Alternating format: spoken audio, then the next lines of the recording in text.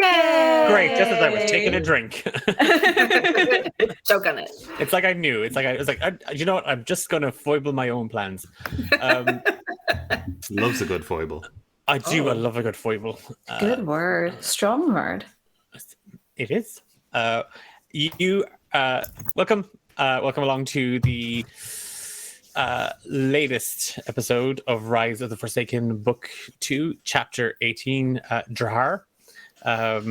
If Did you say latest and greatest, Declan? I swear, I am aiming for tears. Like, No. Are you going to show us that video again? You all watched that video in advance of this session.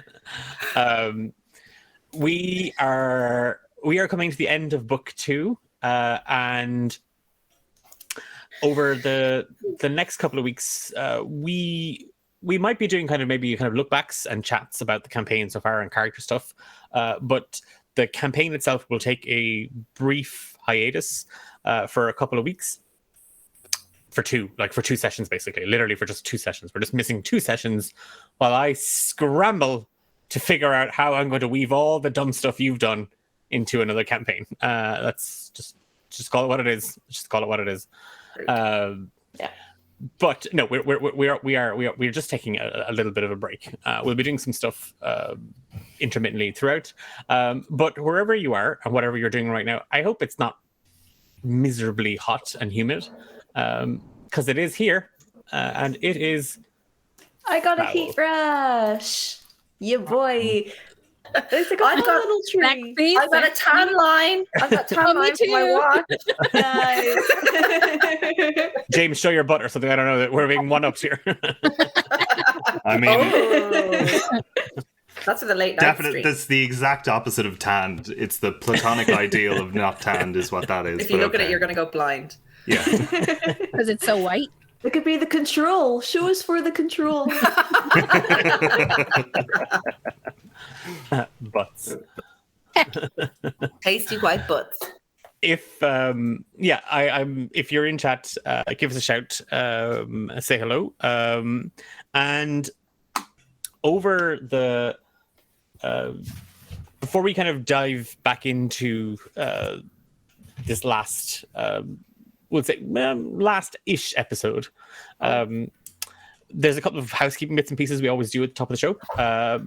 We never rolled for recap, actually, or did we? And I was away. Yeah, Emma got it. Emma got it. I didn't. They said I You did, Emma. Oh, okay. Emma, You you know what? liar. Emma, you get to roll. Aww. All right. I secretly hope I get it because I want the inspiration for the session. Okay. Fiona, you're 1, Declan 2, James 3, Kat 4, Eilish 5, and I am 6. And that's a bloody 6. So there you are. Justice. Suck at it. Suck at it. I'm going to give myself inspiration anyway. It's fine. So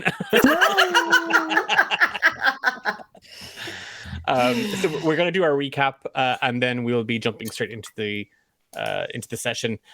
If you didn't catch the last episode, this is a follow-on. We're still in Cove. The rebellion is still in full swing. We're doing great. I mean, that's great. a word you could use. Don't You pause. Don't pause. That was a pause to just Doing Emphasize good. how great we're doing. Yes. yes, yeah. That's another phrase you could use. It's an option. It is, yeah. It's there, and you can say it. Doesn't mean it's accurate or correct.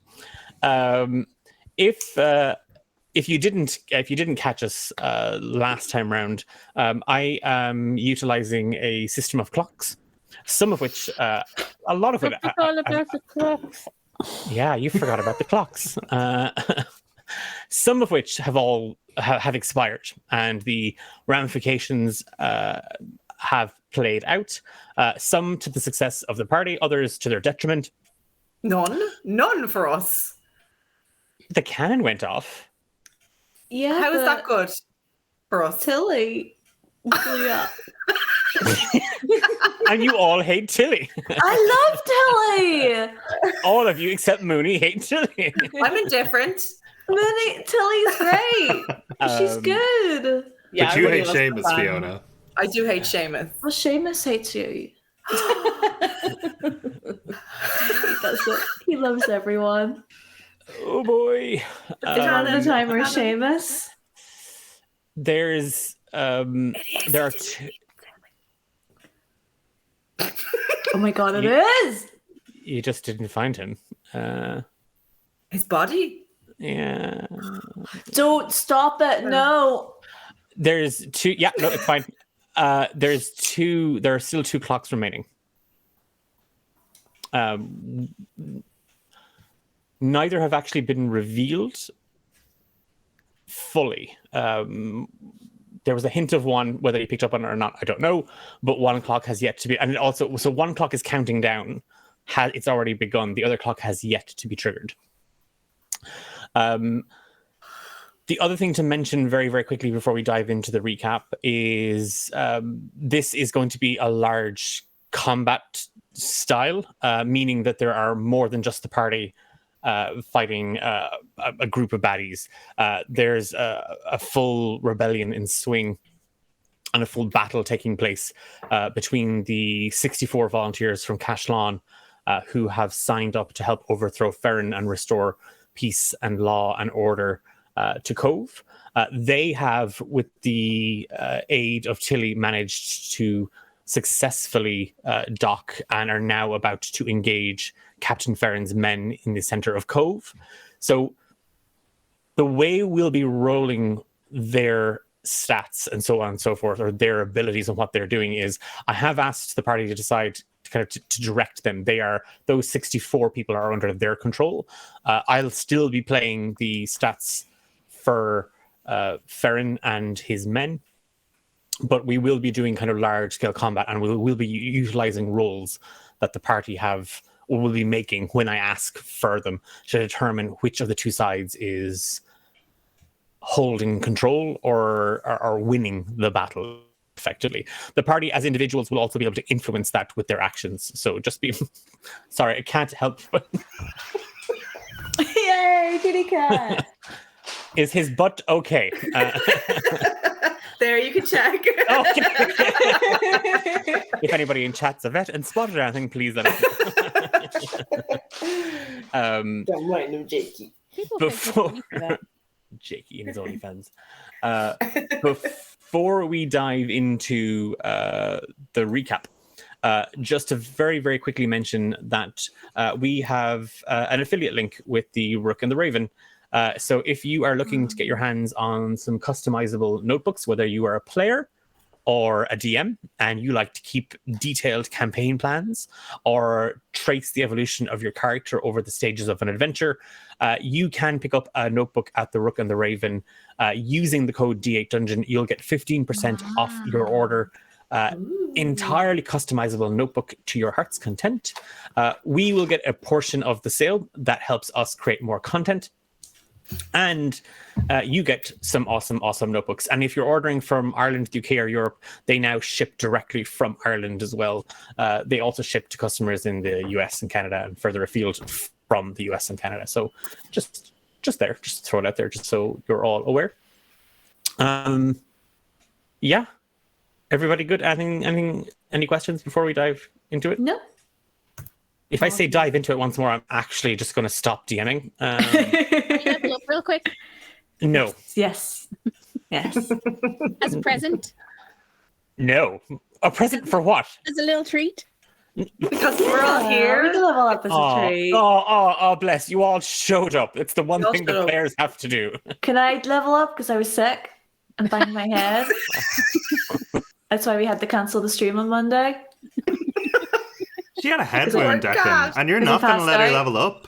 I hit my head on the table. She forgets what Oh, level she Declan. is, so we need to Yeah. give her a You were level 1. No! No, I'll remember that. There may be level ups coming very, very soon. Yeah, if we drink our potions, maybe. Oh, I already did Yeah. that. That's not drink fair. that. Yeah, drink that and find out what happens. Fiona's having her potion right now. It turned out so well for Nolra. I highly recommend it. Ooh. Okay. You're crazy. I think with that, then I think we're good. Yes. And I just saw the individuals comment in chat from pale butts to cat butts. That's what we're all about here. Yay!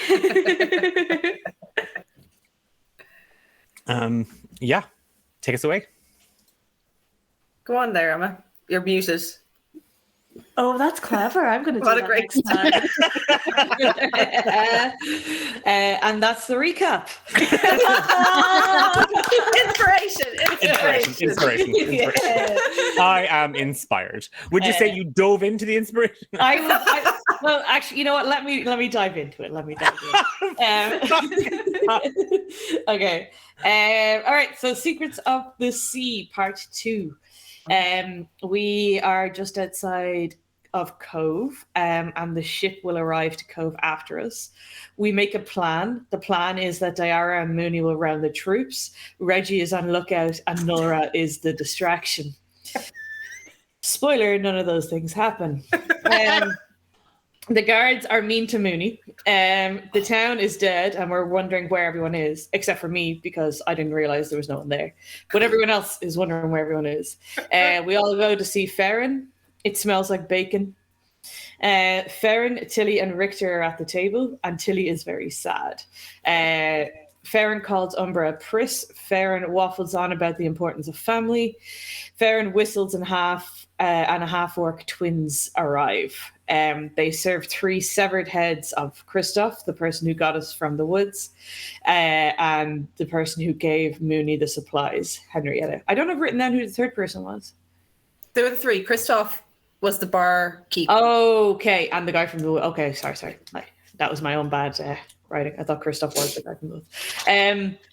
So Deartháir sneaks out of the house because she says, "Oh, I have the book, but it's on the horse." So she does that.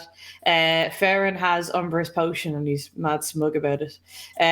Farron shoots Mooney, and Farron's clock resets.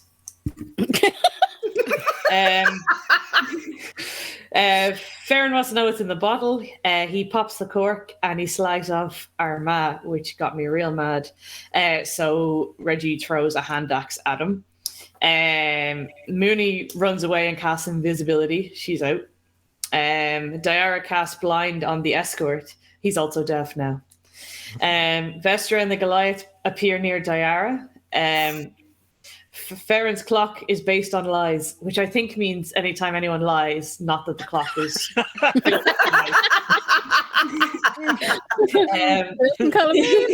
me. It's based on lies, and all the physicists just start nodding. Umbra is stuck in space and time with Brassica. Brassica claws through the fabric of space. We roll for initiative. Like an episode of Mighty Boot.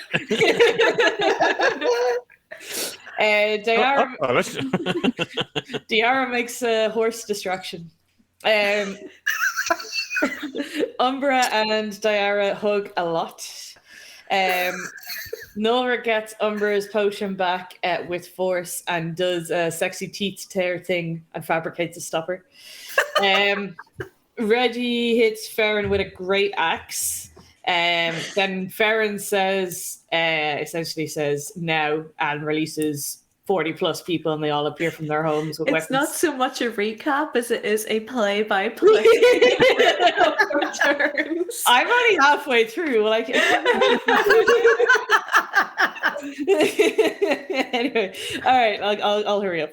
No! Richter and Tilly are tied to chairs. Umbra has a big choice, Cannon or Mooney. Instead, he just casts Moonbeam. Nova goes into a mad rage. A mad rage. Nova tries to get Reggie to look for the others. Nova ratted on herself and fucking hits Reg for 13 damage. Reggie watches Nova run away. Reggie chases after Farron. Reggie and Farron scramble for a while. Mooney casts shield. Nope, she doesn't. She tries to twice and then decided not to twice. And then Mooney gets captured, and then Chat decided that the cannon should be rolled at disadvantage. And then Tilly sacrifices herself for the rebellion. Yay! I felt like I was there. You were. It was 2 weeks ago. We had a great time. You were wearing your blue jumper. How was my book report? You can take it. That was a phenomenal book report. That's an A++, Nice. which translates into inspiration. Yeah, So- inspiration. 2 pluses. No, just the one inspiration. I'm already breaking one rule in this, in that you can have DM inspiration and game inspiration. So that's enough now. That's enough. Give me 50 quid. You can have as much inspiration as you want. Okay, Fuck off. that's how you win D&D. Bribe the DM. D&D's pay to win. Outside, Umbra and Deartháir, you heard Tilly's scream of rebellion as the cannon just exploded. Earth and smoke are blasted up into the air, and just between it all, you can see the sails of the ship that left Cashlon only hours ago. You find yourself struggling to look at where the cannon once stood and the crater that now sits in its place, the remnants of the exploded metallic tube just scattered about the place.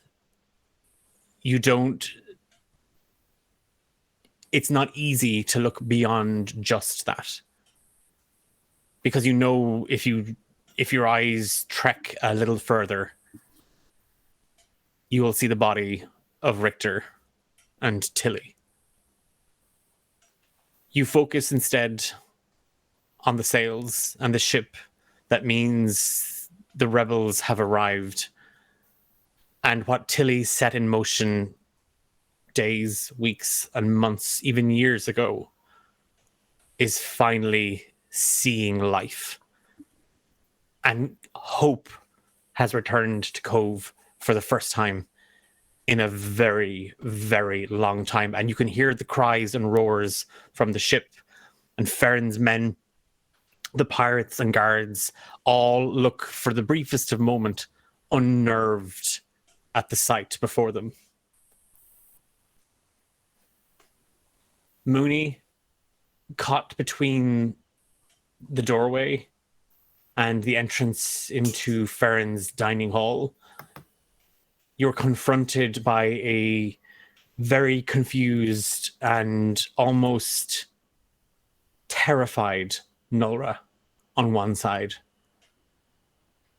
By the door, blocking your only escape route, are Farron's men, who press their attack in further, Nulra seemingly unfazed by their presence. And Regiment, you watch as your sister flees the room, Farron casting an eye at you and a wicked sneer painted on his face as his eyes just hold yours. Now, just before the game began, we had said I gave you the option of holding on to your initiative rolls from last session, because we were still technically in combat when all this fell through. For everybody in chat, the gang decided ultimately to re-roll, which means that not only are they re-rolling, but Farron, excuse me, Farron, his men, and the rebels are also going to be rolling. Now, when the rebels effectively move, the players will be deciding their course of action. So when it comes to them, the 5 of you decide where they're going, what they're going to do, and I will get you to roll for them as a group. Okay?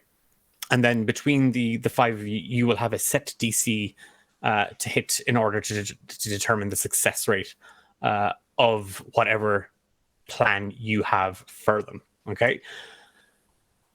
Did everybody make their rerolls? Mm-hmm. Okay. And have we added them to the initiative tracker? Mm-hmm.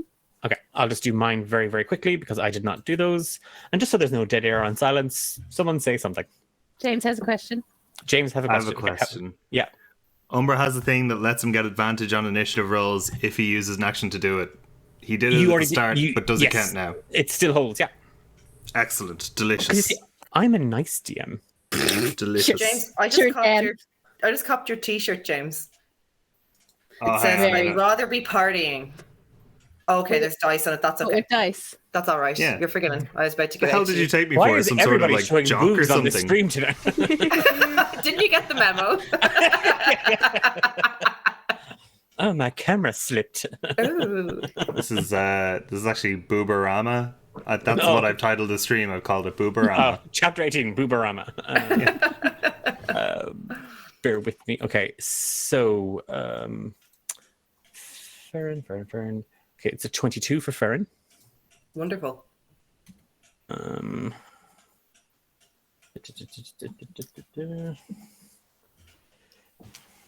That's a dirty 20 for one group of pirates. Wonderful. Oh, shut up. Oh no. That's another 22 for the other group of pirates. And then last group, I'd like a camera on these dice. and the mage is out. And that is Yay, a Diara. 13 for the last group. Okay. And yeah, so Umbra, only on the basis of you having that ability, let's say, triggered in the last session, I'm going to argue that trumps Farron's 22. We both got 22. And just for chat, Umbra's 20. Oh, there we go. Umbra 22, Farron 22. One group of pirates also 22. So it's going to be Umbra, Farron, one group of pirates. Then another group of pirates: Mooney, Nulra, Diara, Regiment, the general pirates, and I will roll for the rebels. Is that spreadsheet updated? Because I only rolled 6 for initiative. Oh nope. But that's not a 22, Declan. No, it's not. It's a 12 for the rebels. Oh, convenient. I thought we Even- were rolling theirs. Knock yourselves out then. The one Eilish. It's a 20. Is it actually? No, it's an there 11. you go. So it's actually worse than what I rolled. So we're holding that 11. That sits there now. Okay. Yeah, and Umbra, it's up to you. Yeah, so Umbra still has his moonbeam active. As far as he's concerned, cannon's gone off. I think he very quietly to Diar just mutters under his breath, "Well, I probably can't heal that." And She gives him right a now, photo. the visual was all them legging it into the main house, right? Has that There- changed? There was a group who ran towards the house, but there were a lot more came running out of the smaller cottages around the village square, and they filled the square, and then the horses went nuts. So their group kind of got split.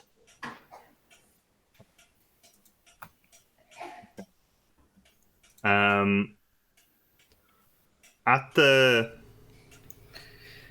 this could go terribly. At the closest concentration of them, he's going to try and cast sleep. Okay. Sleep is 5d8, and then starting with I think the lowest hit points, you just dock them and they fall asleep until there's no more d8 left to do. So 2, that sucks. 2, that also sucks. That's 6, that's 8, 10 so far. That's 2, 2, 6, 3, and 4. 17. Yeah, that's not very many hit points there, so it's not. Okay, so 17 hit points worth of people fall asleep. Yeah. Yep, just doing that for you. One person falls asleep. Yep, that Brilliant. tracks. That tracks. That's cool. Umbra, you watch the group, and there's dozens of Farron's men, and they're scattered. They don't seem as orchestrated as they did moments ago, and they certainly don't seem to have the confidence they had when they saw the ship. And their gaze is focused on that right now. At first, it was the cannon. Now it's the ship that is docking at the pier at Cove. And you concentrate on the energy, and you kind of tap into it. And your eye fixes on a group that had kind of gathered together towards the rear of it. And amongst them, there is a rather tall, broad, half-elf woman who's standing there with a very heavy-looking hammer in her left hand. And she seems hesitant. And of the group, she's the one where the energy seems to almost like water. It finds a way, and it actually manages to completely and totally mask her. And as you concentrate on her, the air gets warmer, her head begins to spin, and you watch as she slumps down low and then falls against the wall of a house asleep. Bonus action. Don't really got any. Any cover around where we are? We were kind of behind that shed, right? Actually, sorry, Yes. I should probably move us over to the map, huh? Apologies. Now everyone can see the beautiful, beautiful map. With cats. So, yeah, he's gonna duck behind again to get some sort of cover. That's it. That's all he's got. Okay.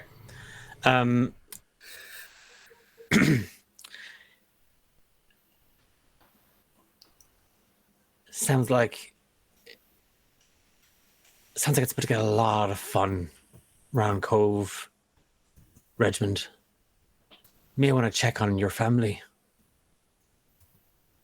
Unless you want another one to... And he just glides his finger along his neck. They're fine. Just like Umbra's fine. Oh, wait, no. The lad's dead. Must weigh heavy on the old conscience there. You seem to think that you can get to me. You were a blip in my life.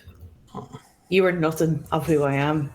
The only reason I'm attacking you is because nothing good can come from this world if you're still in it. Not one. Damn it. That actually... That is you're not sure what it is, Regiment, but when you bite back, your words find something. Give me an insight check. Okay. It's a -1 for that. That's a 3 in total. Yeah, you don't know. You don't know what it is. You do see him. He actually snarl. Like the sneer becomes a snarl. Right. And he pulls the trigger on his hand crossbow a little too quickly, and the bolt flies free and hits and shoots into the ground about 3 inches from your left foot. And you just hear when it clicks, and you hear the snap of the bolt as it's let loose. The cord breaks, and he no longer has his hand crossbow. Sucker. I don't say that. But he has another hand crossbow. It's bigger. He throws the crossbow at you. I'm just gonna make a. Okay, so I assume a 14 doesn't hit. Okay, but he chucks it and he runs. So he's actually going to disengage. Do I get an attack of opportunity? No, because he's disengaging. Oh, sorry. Okay. Yeah. So he literally uses, and you see him slip out the back door towards the kitchen area where originally the two half-orc twins had brought the tray from. He chucks the crossbow at you in a fit of rage and just runs. A group of Wait, yeah. I did something to him last time that meant he can't be more than 10 feet away from me. Oh yes, you had the chains. No, it was something else. Slashing. Oh wait, I think it's. Sorry. Until the start of your next turn, which actually happened. Sorry, never mind. Yeah. Okay, so I mean, he just disengaged. He's not going to be able to get away from you in this thing. It's going to be kind of a chase. As he runs, Mooney, several of the pirates that had gathered at the door, and one or two who had already made an attack on you, press further in. And they are now going to roll. Okay. That's a 7 to hit. Mooney, I assume it doesn't hit you. No. 24 to hit. Yes. A 14 to hit Nulra. Yeah. And a 16 to hit Nulra. Mm-hmm. Okay. Mooney, take 4 slashing damage. 4 slashing damage. And then wrong dice. Right dice. Ooh. 11. Nulra, take 20. I'll have all that, thank you. Out of as if out of entirely nothingness, Nulra, you just feel a tear just rip right across your side and up along your ribs. It's as if an invisible enemy or some force has just blasted past you. And at that same moment, as you kind of half stumble and turn to see where it came from, another mark is just clawed and scratched into your back. And Mooney, you can see that several of the pirates are... It's the same two that had attacked you only moments ago with these long chains with hooks on the end of them. They both went for Nulra. And as you reach out to assist or to help or to see what's wrong, where you kind of half move, you just feel a whoosh of air, and then there is a pain as a hand axe has just narrowly avoided chopping your hand from the middle of the forearm. No. There's a chunk of skin broken and ripped. Fuck. It is... Oh, it's still me. Okay. Deartháir and Umbra, give me stealth checks, please. Oh, baby. Oh, fuck. Yep.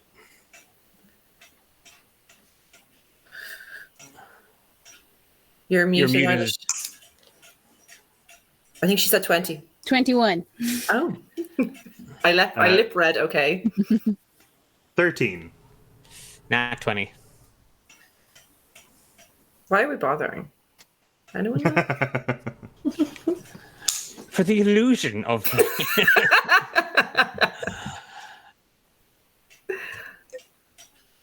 Umbra and Dare, from where you are, from the position you are at the south wall of Cove, and from here you've been able to kind of get a vantage of more or less everything.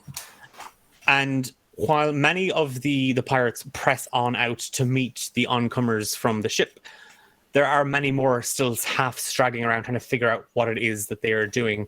And Umbra, as you go to just duck out of the way, having cast sleep on that the pirate moment only moments ago, you do hear, hey, there's two of them over there. And you both hear footsteps approaching very, very quickly. Uh-oh. Movement speed. They are not going to get to ye on this turn. See? That's a fair DM. Nora. Wisdom saving throw, please. Oh, yeah, so fair. So fair. That is a... Oh, God, I'm not on my saves. 13. Well, 1 second now. Can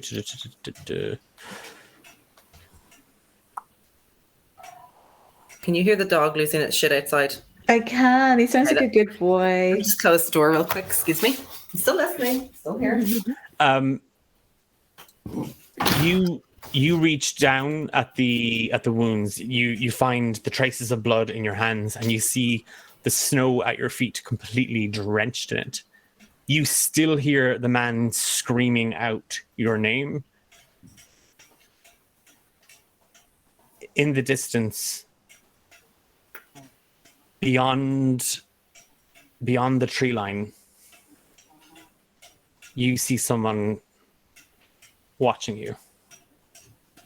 You feel their eyes on you, and the terror they experience and they feel is enormous.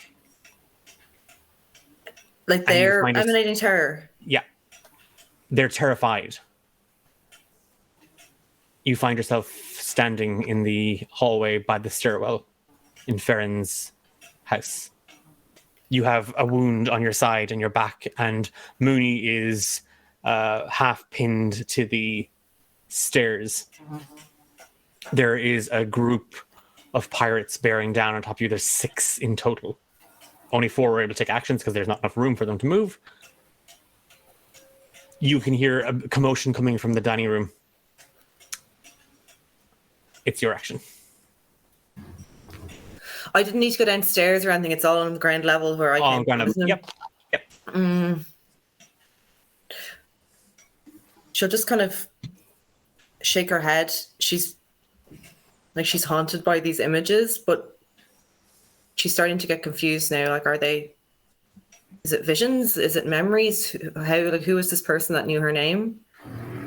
But she's been in battle before. She's been in situations like this before, and she knows now is not the time to worry about something like this, especially seeing Mooney in front of her. So she's going to just put that to one side. She will deal with that later, along with all the other shit she has to deal with later. She's going to have a sit down maybe later and have a think about everything, but now's not the time. So she sees Mooney in front of her.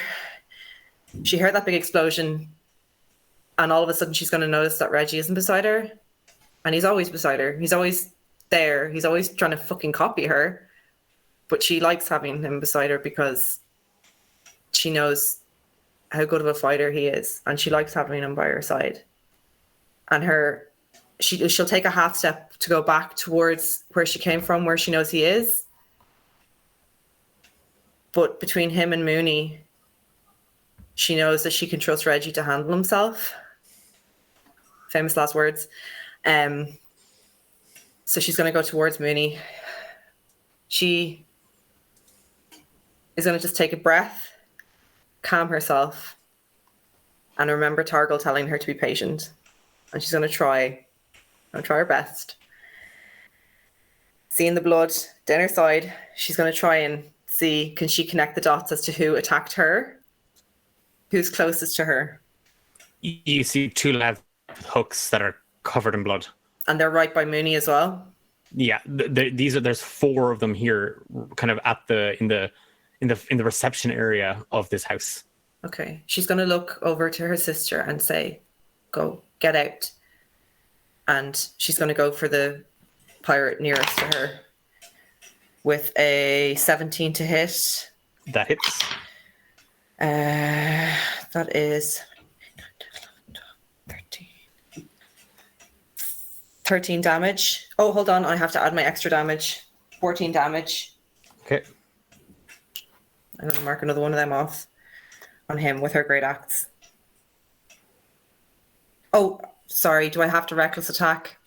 Does it make a difference? I will anyway. I'll roll again if I have to. It's 17 again. Okay. Yeah, that's me. Slice Any bastard. bonus actions? I'm going to extra attack. Okay. Same guy. With advantage, that is 26 to hit. And that is 16 damage. 17 damage, and that's my last extra damage gone. Okay. You, Mooney, you look up as Nulra seems to kind of come to her senses. She says something. She says, "Get out."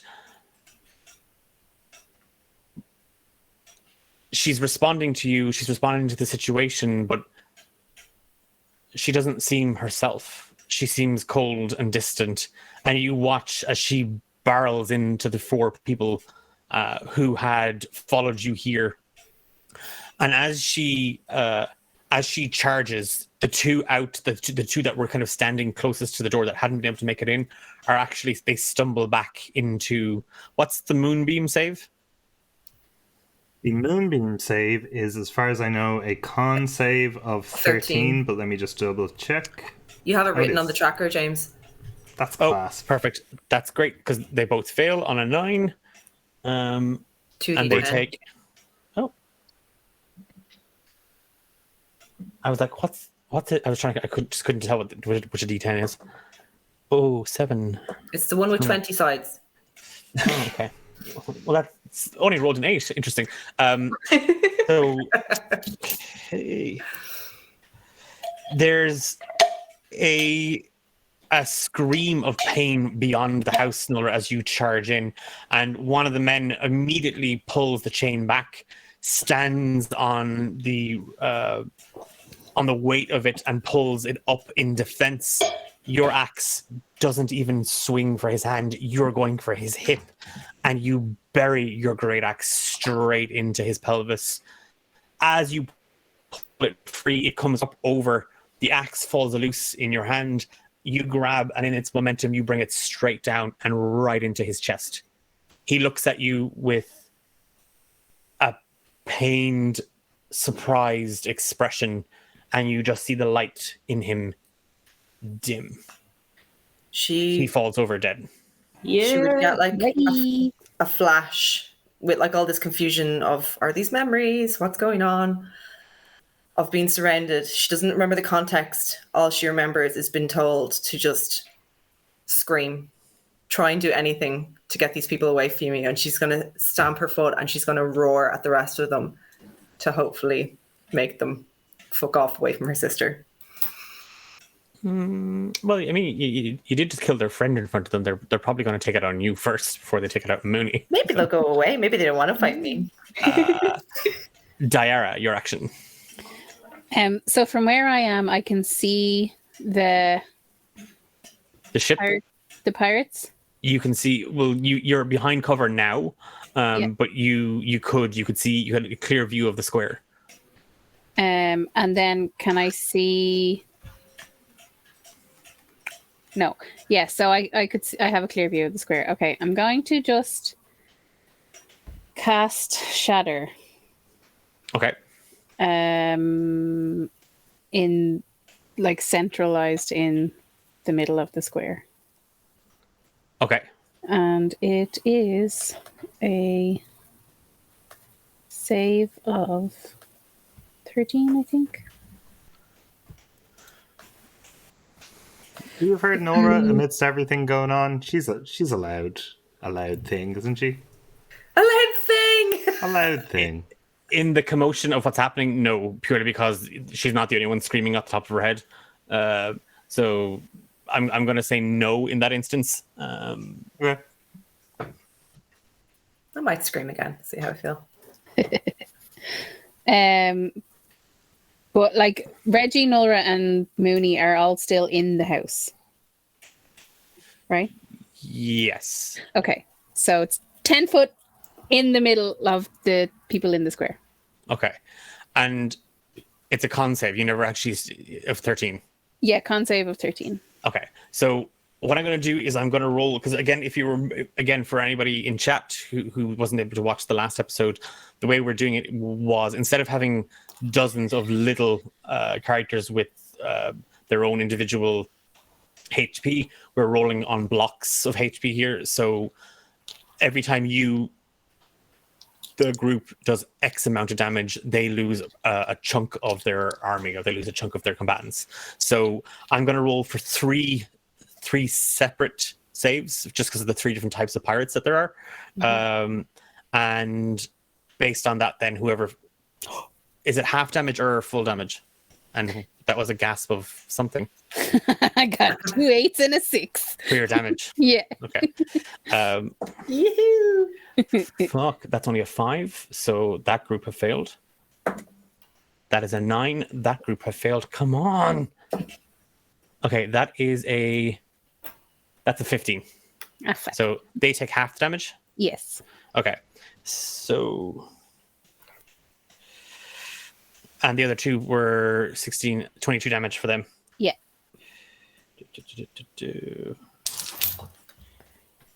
Oof. Yeah. Deartháir, you heard one of the pirates shout that they've seen you, and as Umbra kind of holds a hand in front of you, kind of protectively, you dip low and just kind of half peeking out around the corner. You see them, and you can see the square, and you can see a group of them that are hanging back, trying to decide: are they going to the house? Are they going to the docks? Are they coming after ye? And you focus, and just holding the hands up over your mouth, you build a scream up inside, and you let it go. And the magic just ripples out from you. And Umbra, you see that some of the wall, some of the spackle that had been used to coat the outside of the wall here cracks as the magic just erupts from her. You hear nothing. It is silence. And 3 seconds later, in the middle of the square, the ground just shatters as Deartháir's scream echoes. Mooney, Nulra, Redmond, you all hear it as it just rips through Cove. And two of the axe wielding pirates are down for the count. Yes. Another one of the chain swinging ones is still up, but he has blood pouring out of his eyes, his nose, his ears. He looks to be completely and totally dazed. And one of the broader, they don't look like they are pirates. They look more like mercenaries, this group, but they're wearing the same kind of garb as some of the others around Cove. But judging by their appearance, it doesn't look like they've ever stepped foot on a ship, let alone taken a bath. 2 more of them are down as well. Nice. Bonus action. I'm just gonna reach up and where Umbra's hand is kind of out protectively, I'm gonna touch him and give him bardic inspiration. Oh. You got it. You Had it do? from last time, yeah. Okay. You can inspire can't yourself, can't you? I don't think so. Oh, Yeah. Never mind. Why not? Can I? That was very impressive what you just did. I mean, this is. I described this. You're older than yourself. Oh wait, within 60 feet. Okay, I'm going to use Declan's epic description against him. Yay! It says a creature that can hear you, and you said they heard me. They heard the scream which you cast away from you in the center of the town. Like me. How far away are we from them? You were way more than 80 feet, because if you recall, when Umbra was already kind of trying to justify distance and stuff like that as well, between the house and where you are, it's more than 80 feet. Okay, fine. Inspire the boat. Inspire the boat. Are they 60 feet away? They're more than 60 feet as well. They haven't come off the ship yet. They're jumped. about to. Inspire the horses, the cats. Inspire Tilly's core. I will reserve my inspiration. Wait, Umbra, are you hurt? I mean, emotionally, yeah, but otherwise I'm okay. Okay, then no, I will reserve my bonus action. Redmond. How far away did he get from me? About 20 feet. Okay, I'm gonna go those 20 feet to catch up with him. Okay. He's pissed now, but like pissed because Umber's dead, pissed because his mom's gone, pissed because he's in this situation. It's kind of like, you know, when you're just in a bad situation and you take it out on something totally irrelevant. Like someone doesn't hold a door open for you, you call them a jerk for no reason. That's kind of how he's acting towards Farron at the moment. So he's just generally pissed off at this waste of space. So first things first, I might use my bonus action first. And I have second wind, so I can 1d10 plus 4 HP, because I'm not doing great. Thanks, Nora. Sorry. So that's 5 plus 4 is 9, so I gain 9 points. You do? Very good. Yeah, he'll do that, and then I'm between two things. Ooh.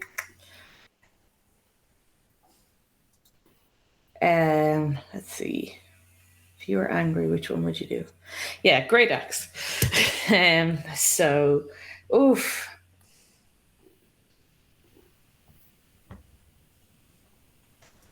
No. He's gonna drink his potion. Do you? I think he will. He's just potion or great axe. Potion? Potion. Definitely. Fiona, okay. that's not what that means. Fiona, that gesture isn't what you think it means. It's Yeah? your potion. Yep. Yeah, okay. So he's gonna do it. So yeah, he'll walk up, he's right beside him. Is shoving him an action? It's not intent to hurt, it's just to It would be a strength contest, yeah, if you were going to push Okay, him never back, mind. it would be I won't shove him. I'll give him a terrible look. Okay. Well, if it's any consolation, he's not trying to engage you here. It's a narrow. You're in a narrow hallway that's leading into a kitchen and like the back area of the house. So he seems to be trying to get away from you. Okay. Cool. So he's just gonna glare at him and just say, "You don't deserve life. You don't deserve to be here. You don't deserve anything other than to not exist." And he'll knock it back. You pull a bottle from a little pouch My on your pants. side. Mm. From your pants, yeah, from a pants pouch. And as you say this, you watch as Farron, you know that if he had his crossbow, he would have taken the opportunity to take a shot at you. He's that much of a wretched being, a coward, a cutthroat, a snake. You find the words and you spit them at him. His only concern seems to be making it for the back door of the house. He's heading into the kitchen area, and as you bring the vial of liquid up to your mouth, it instantly reminds you. It reminds you of a place. It reminds you of somewhere that you once called home. And it's not Canuck. It's something else. The earth is heavier. It is sweeter. There is the faintest smell of sea spray and the crispness of snow and frost. The essence of pine trees and the smoke that burns from the needles. There is the hiss and fantail of spark and the clang of iron. And all of that catches inside your nose as you bring the liquid up. And as you feel it course through you, you hear Alaria's voice. Blood and bones. bricks and stones, mud and dirt, rock and earth. We were born from dust, and to dust we return. Embrace Olam's resolve. And you have unlocked a chaos fracture. Oh, fun. Olam's resolve. You have advantage on all strength-based attacks. You treat all armor as being minus X AC for X amount of turns equal to your proficiency bonus. So, what's your proficiency bonus currently? 2. So for the next 2 turns, so not like this is a turn and then the next turn it's over. It's 2 turns after this. All AC is -2 when you strike at it. You're able to see at the weakness and the strain in armor. Whatever its material composition, you have the ability to detect its weakness and therefore strike cleaner at it. We'll talk about the penalties in a second. Okay. Can you send that to me just so I have it written Yep, somewhere? of course. Thank you. Yeah. Okay. And you did your bonus action already. Just gonna pop that into chat. Not chat here for everyone to see. Chat in our chat. Because that would be weird. That's my private information that I put in WhatsApp groups. Okay, sorry. And that, Regiment, that's your turn. Another group of pirates are going, and this is a group that are bearing down on top of. Well, they're the group that were kind of just half standing around milling, trying to figure things out, that have been kind of hurt. They're readying themselves for the onslaught from the ship that's about to bear down on top of it, and they're charging towards the ship. They're just going to rush the ship. Deartháir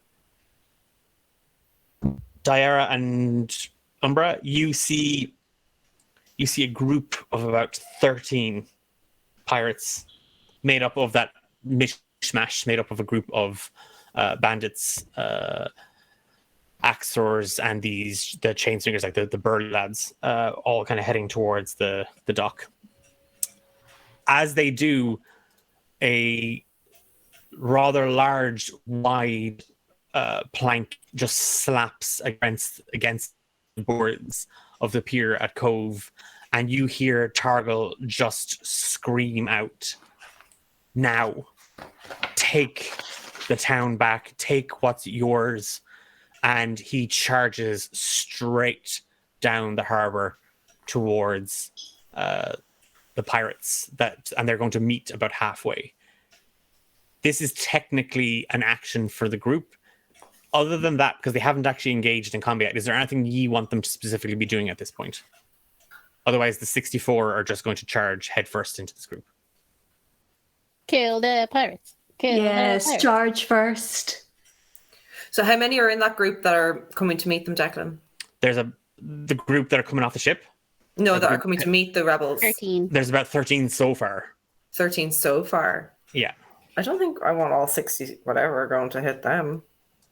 We've never. But there's also some coming you just out of game to give you kind of a grand picture of it. There are still some at the house. There's a group coming to attack Deartháir and Umbra as well. And there are more just milling around.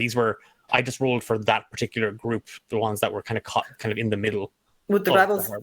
I mean, Deartháir and Umbra were quite near to them, weren't they? They're closer to the harbor than they are to the house. Yes. What about a fraction of them coming off to help you two? They haven't seen them. They haven't seen them. No. Okay. Because again, they're behind that. If you look at the map, they're behind the house. I'd say just pull the rebels forward, and then after they've engaged with that group of pirates there, then they can start fanning out. Yep, sounds good. Okay, we'll keep going with the way we're going. Mm-hmm. Okay, Mooney, that brings us up to your turn. Oh god. So how many pirates are bearing down on me and Nora? 3 now, and there's 2 outside. There's 3. And So the one that's attacked me, it's still alive, yeah? With the through the axe at you, yes, she's still alive. My God. Get her. I'm gonna get her. She fucked around. She's about to find out. um, Somebody clip that. That was fucking good. okay, firstly, Mooney's going to look at Nulra, who's just told her to run, and she's just going to tell her, "I'm not going anywhere," and she's going to cast Firebolt at the pirate that just attacked her. Okay. So it is +7 to hit. It's going to be tight. 14 to hit. Yes. That hits. Yes. Right, 1d10 fire. Nope, doesn't count. Don't look at it. It's a 10. Okay. 10 fire damage. Burn, bitch, burn! Well, crass as that is, she actually does. I think it's fair to say, Mooney, you kind of, Nora, you just hear Mooney's voice behind you, and she stands up. She's towering she's on the stairwell, kind of looking down in, and you feel a warmth, and the hallway actually illuminates with just this brilliant golden flame. And then it just explodes straight forward. And there's a woman to your left who's snarling a spit and about to literally just hawk into your face. And you just see that she's entirely illuminated. Her scream is burnt away as she scrambles against the wall and falls down dead. High five, Mooney. Bonus action. Health potion. Damn it, I should have ruled the other way. Hungry bitch. That's 2d4, isn't it? 2d4 plus 2. Don't look at it. Doesn't count. Num, num, num, num, num. Glug, glug, glug. 3. Celebratory drink. 4. So it's 6 hit points. Back to me. Ooh. What's your health potion taste like, Mooney? Oh, it tastes like cherry lemonade. Delicious. Yum. So that's a Um, 1 used. What did I say there? I said 6, didn't I? Yeah. 6 heal. Don't be bitter, Declan. Nice. And how far away am I, just so I can get like an image in my head, am I at the door or am I further in? You're about 10 feet away from the door. You're at the stairwell. Okay, I'm going to take, and there's no one near me to take an attack of opportunity, no? No. I'm going to move back, Up the stairs? probably not the whole way. I'm probably going to move maybe 15 feet back. Okay. Yeah, you kind of gripping the banister, you kind of half sturdying yourself with one hand, you uncork the health potion, and you take 3 big mouthfuls from it as you maneuver backwards, the entire time your eyes on the group of pirates here at the doorway. Umbra. Umbra was having a little sweet. Oh, Sorry. not at all. He is going to. He's going to look at there. He's going to say, "We got to get back to the rest. This is going to get worse before it gets better." They're in the house. Baron's house. Let's go. We have to walk through your moonbeam. I mean, I don't. You do. You'll figure it out, I'm sure. He's going to make a break. Well, hang on. First of all, there are windows in the house. Just jump through a window. Just, it's fine. Smash. I'm the Kool-Aid man now. You probably shouted them all to bits. It's fine. Fair. Okay. He is going to turn from out the back of the house, run straight towards the people who spotted him previously. Bonus action to Misty Step. Okay. Well, actually, his aim is to get through the front door of the house, skipping through the moonbeam.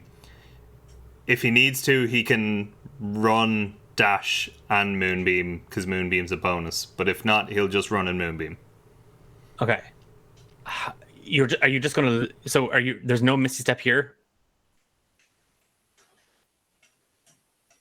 Oh no, he'll Misty Step through the moonbeam, so he's not taking damage from it. Oh, sorry, gotcha. I was just slightly like, where are you just gonna run and then? Okay, never mind. Yeah, you charge And through all at those people, ideally he's not just running straight into everyone. Sorry, excuse me. Sorry, Excuse me, hello. Can I get by? I just have to Misty Step here towards that moonbeam. If you don't mind. Would you mind? Sorry, I'm so sorry. My sister's back there as well. She needs to come through as well. If you just make a path, please. You giving kind of Deartháir kind of her hand kind of a reassuring squeeze, and it's not so much that it's not so much for her as it is for yourself, Umbra. You let go and you run. And Deartháir, you just see Umbra charge straight at the 6 pirates bearing down on top of the both of you. And though their comrades are about to engage with Targal and the volunteers, they seem hell-bent on getting the two of you. And just as one rears up her hand axe, this tiefling woman, kind of half swinging it up over her head to bring it down against Umbra, you just see him hold his hands up, and he just casts one straight out, and the air in front of him shimmers for a second. And where he was, there is only fog and mist. As Umbra, you appear just in between the doorway of Theron's manor. You are right smack between Nulra and 3 pirates. Okay, bye. Holy fuck! Are you real? And I'm gonna shoot you. Ow, ow, ow! While you're doing that, I'll just take an attack of opportunity.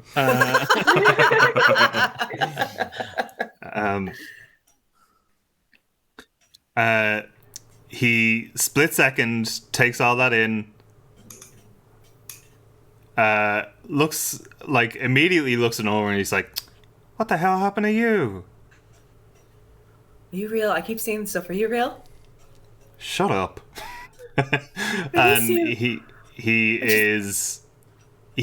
takes her up in a hug and casts Cure Wounds at 2nd level. Me? Ooh. Yeah. You don't have You're in bits, to. aren't you? I'm fine.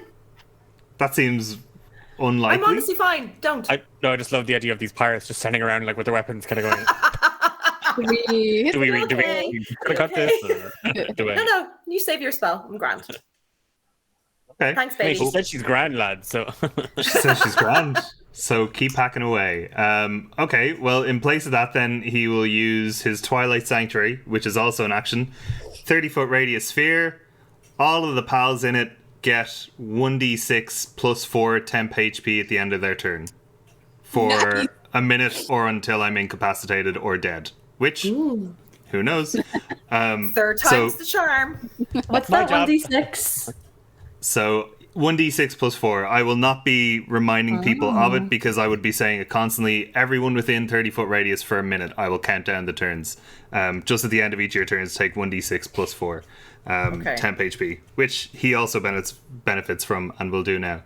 He says, I'm here. It's me. It's going to be fine. We got to get ready.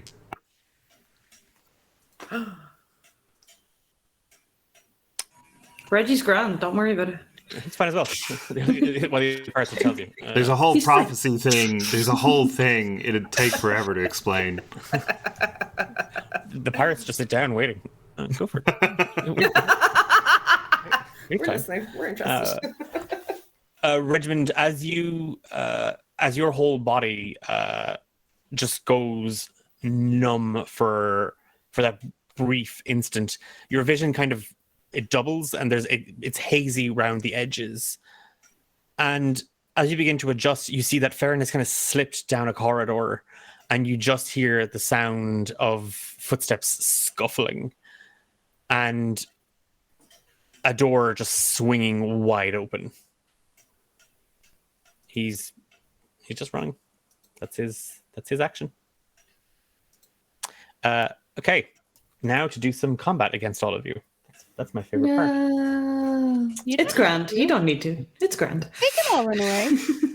Okay, so the footsteps that you heard a moment, like literally just there, rounding the corner, you see two half-orc pirates.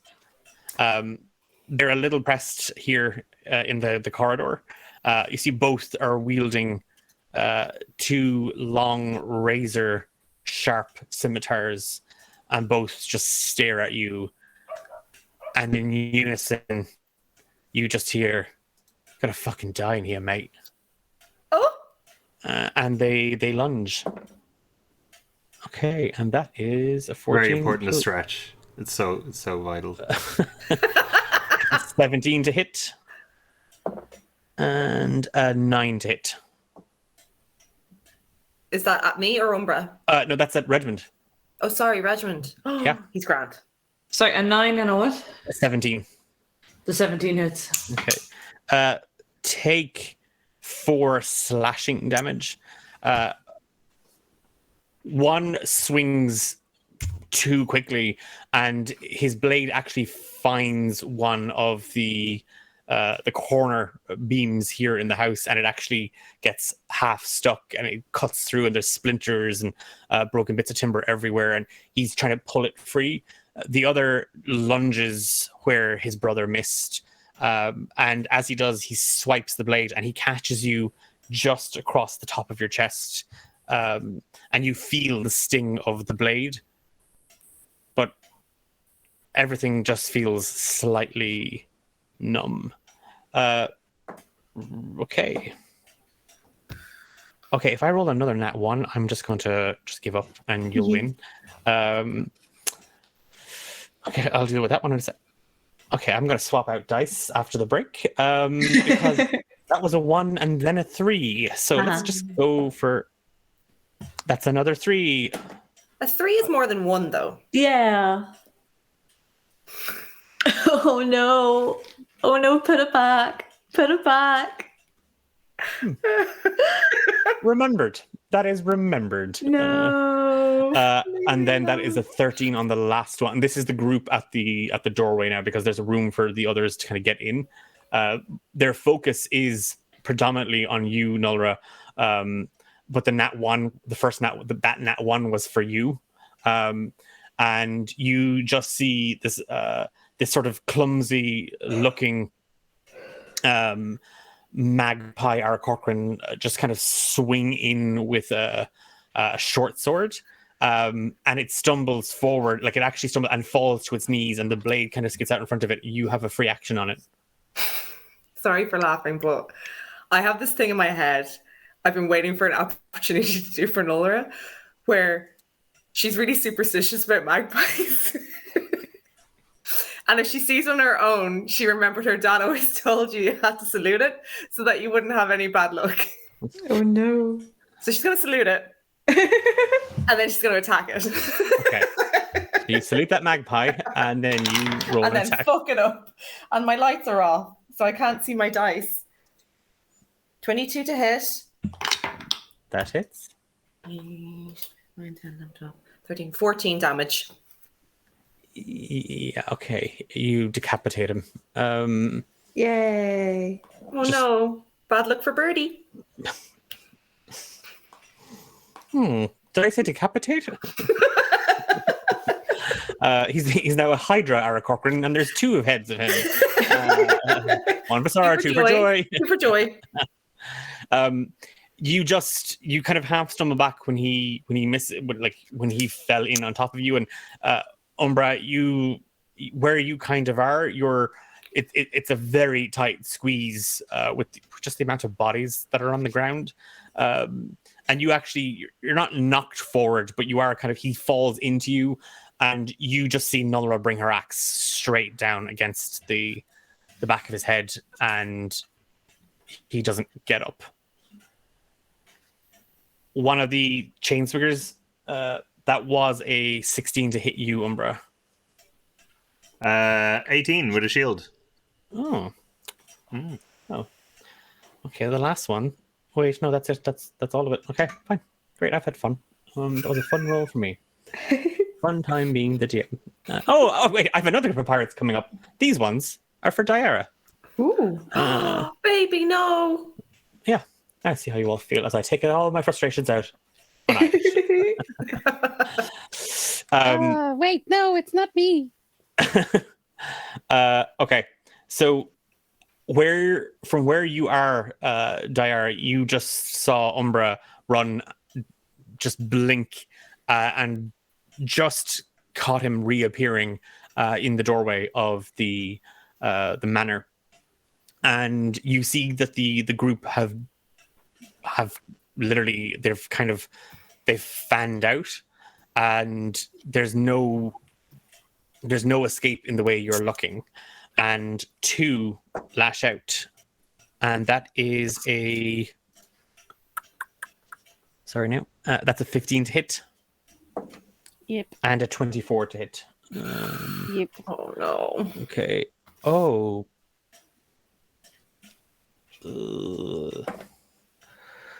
An 8 or... Oh, okay, that's 17 slashing damage. Okay, and who gave me that? Emma. I want their name. I want their address. You have both of those things. I will be right there with my hellish rebuke.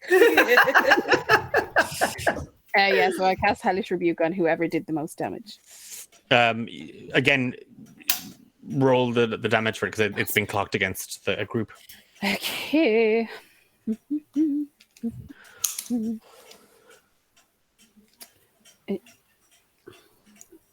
Bruh.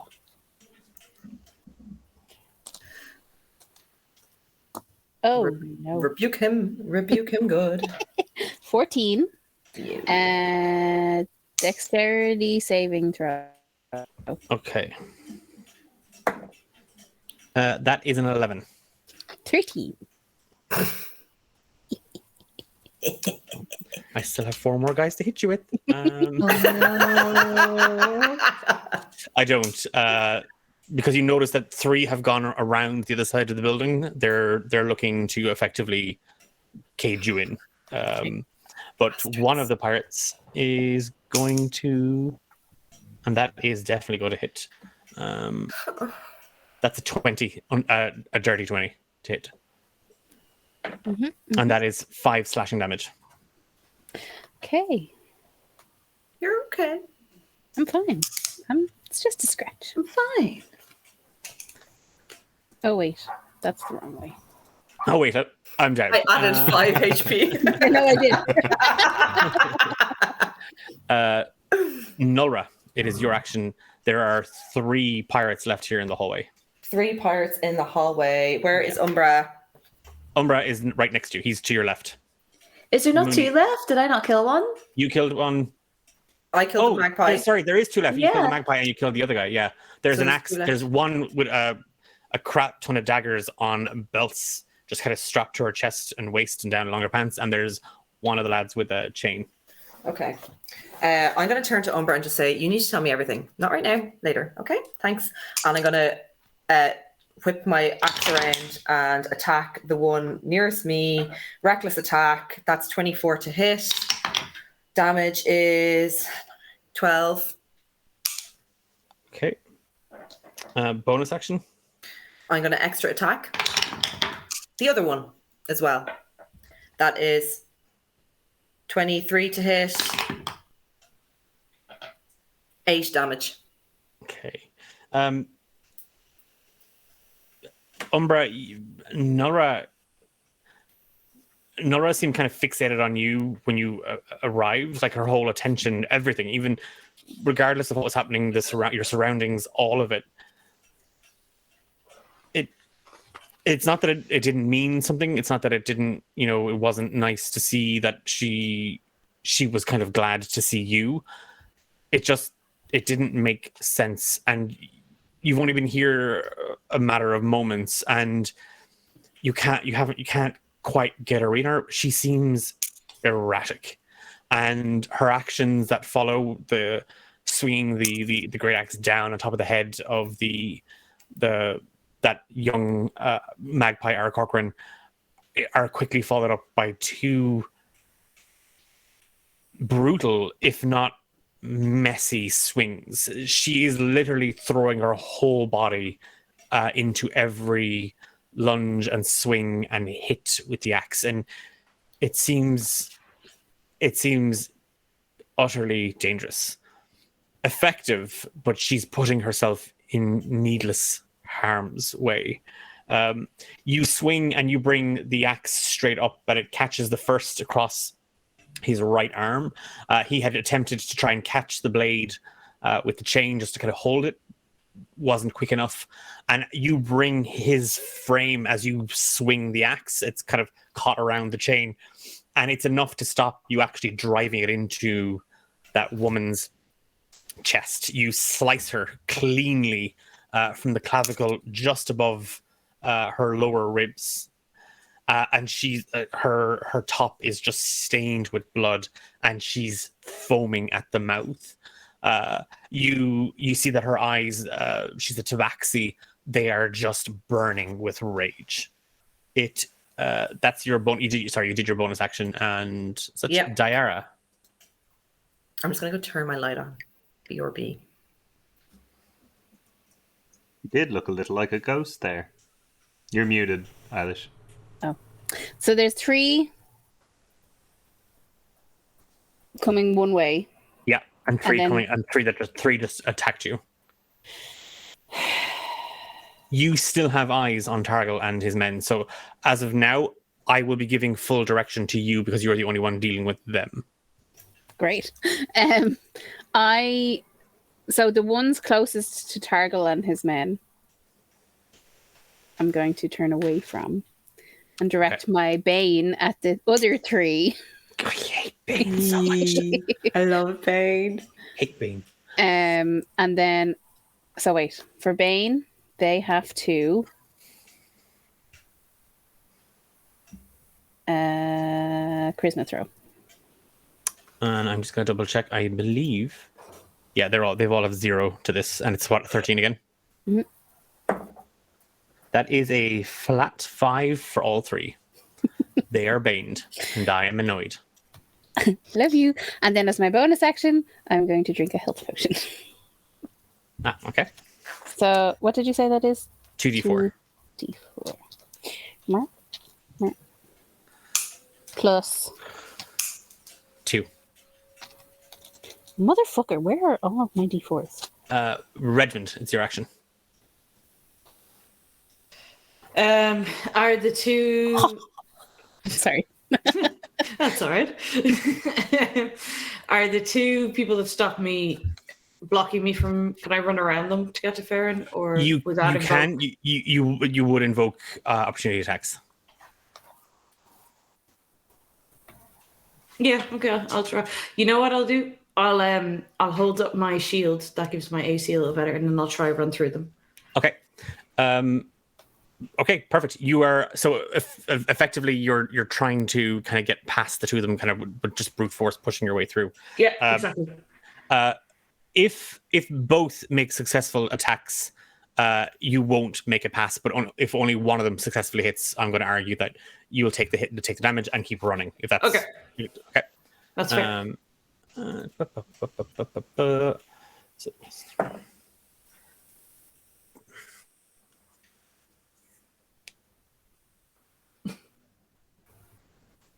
That's a nat 1 on the first one. Okay. Yay! Great. They're dead. And then a nat 20 on the other one. Oh, They're not dead. my goodness! Oh my goodness! So, in that moment, as you swing the great axe kind of up over your shoulder, and you still have a kind of an arm on it. You're still kind of it's more you're kind of pulling it in tight. You bring your shield up over your right shoulder and you bear down. Both of them immediately see what you're doing. The brother who had buried his scimitar into the wooden beam pulls it with all his strength just to get it loose, and in that full motion aims to just try and cut across your neck and face. It glances from the shield as you push through, and where it bounces up, the other attack comes straight down along your back, and both blades hit each other over you. They effectively negated each other as you barrel past both of them. Are you taking the dash action just to run the full 60 feet? Okay. They're going to give chase on their action. They're going to give chase after you. But as you bolt and you immediately take that sharp left, you see a door, a heavy wooden door with 4 glass panels in it, looking out into a yard. And just in the distance, you see Ferrin running. How far away is he from me? He's about 45 feet. And I've used my dash, so I can't get any closer. Yeah. Okay. And as a bonus action... Oh, no, my dash was my bonus action, wasn't it? Or is it? No, dash is an action. Yeah. Is an action. Grant. I'd like to take my health potion. Oh, God. Yep, sure. Yay! Party for the 5. Homebrew. Okay. The group of pirates that had charged, the 13 or so that are odd that had charged, have pulled in more numbers around that were kind of like trying to figure out what to do.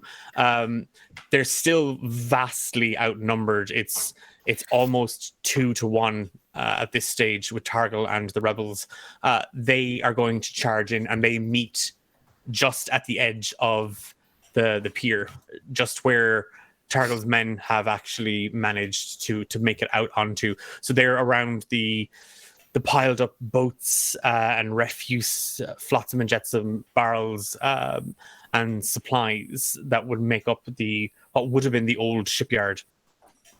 You all see, well, actually no, Deartháir, you're the only one who sees it. You see as Targal and his men clash with a band of about 22 pirates. The 3 who had come round the rear had joined the force that had kind of stormed the village. So I'm going to roll for them, for their attacks. Are they the baned ones? No, they're not. The Bane ones are the ones that are still on you. Okay. The 3 that were coming around the rear who'd circled the building. Oh, yeah. Correct. Okay. We are taking a break at the end of this round because I keep rolling 2s and 1s and 3s and I am popping the dice out. That's totally fine. Yay, they sound great. It's fine for all of you. It's not fine for me. Okay. So there's 5 of ye. So I am but there's more. Okay. God, okay. Great. I rolled 8 in total because I said, and I stupidly said it's 2-1. So I rolled 2 dice and got 8. 4 of you can now roll a d20 and determine whether that beats an 8. So I'm here hoping for 4 1s. Can I roll one? Sure. I want to roll one. I'll I sit will this one out. abstain. No, I'm I got abstaining. an 8. Fuck you. On my lucky dice, I got an 8. I got a 15. I got a natural one. Whoa. I got a 15 also. Right. Great. So we had 2 15s. That's 8. 30 plus 8. And But then that's a nat 1. But it's not a nat 1 in the sense of something bad happens. But it's even if I halved what you got, you still did better than Ferrin's men. Yeah. And Deartháir, you hear roars and screams as the 2 groups clash. Your eyes are fixed on the 3 in front of you. But you can't help, as they do themselves, they glance over at what's happening.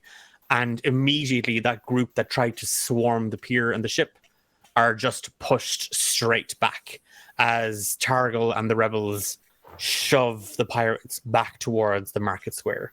Yeah. We love Deartháir is going to be like, that. yes! We are taking a break there. It's just gonna be a quick 5-minute break, if that's okay with everybody. Yes. We'll be back for just before 20 to 10. Cool. And I'm gonna swap out dice because I have to. No. No. You must suffer.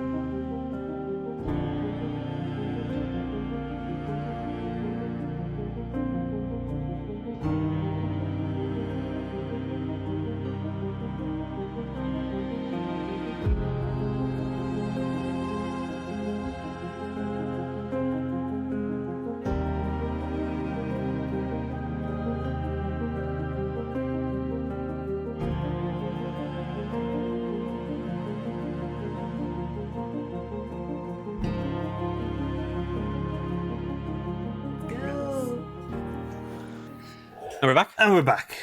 Awesome. Sorry, that took So- a bit longer. We were just gossiping behind the scenes. Declan gave us all a level. Yay! He Just like to point out, this is non-alcoholic what I'm drinking, and no. You're welcome back to the second half of Chapter 18, Deartháir. If you didn't get up, stretch, hydrate, go wee if you have to go wee. Not the players, it's too late for you. You have to stay where you are now. James, come back. No. And I just said to the gang just before we came back from break that what we're now going to do is we're going to kind of take the initiative, and we're going to focus on kind of the two halves of what's kind of unfolding. We're going to focus on the rebellion, and we're going to focus on the pursuit of Ferrin. And we just finished up with the group meeting. So Ferrin has we're going to go to kind of Ferrin and Regiment and the two half orcs that are pursuing Regiment. Where you are, as you reach the doorway, you see that Ferrin has kind of made his way over a back wall. He's kind of, I don't know, I say wall, you can see over it, but he's running out of Cove towards the cliffs. And then he kind of comes to a stop, and he looks back at Cove, and his eyes land on you for a moment. And you see the biggest shit-eating grin on his face. And he just points south. Can I look in that direction? You can see the ship. You can see the harbor. And this is just kind of as you're peering out of the door. And you can see cliffs beyond. You don't know what he's pointing to.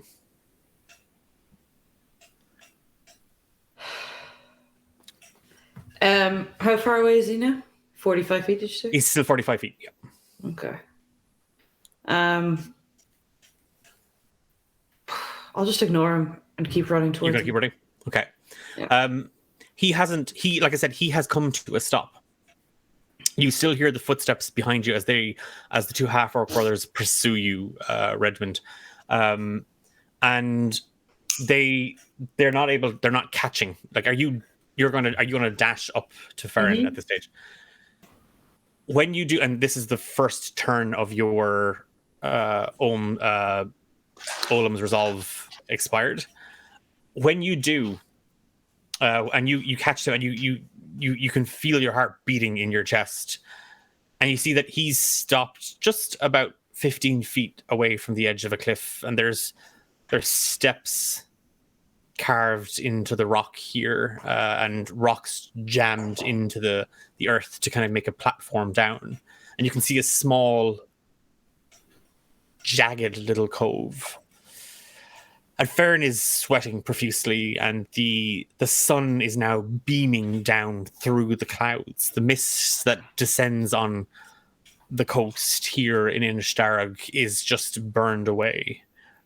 and you can feel it on you. You can feel the heat of it, and you can see it in the corner of your eyes, and you're trying not to look at it, but you can see his shoulders are heaving, and his skin glistens with sweat as you approach.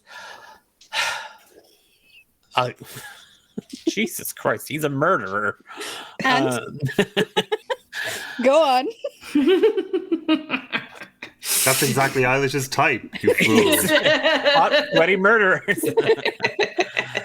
I gotta give it to you, lad. You're a stubborn fuck. But there's something you haven't counted for. And his hand is still pointing south. Where the fuck do you think all the townspeople are?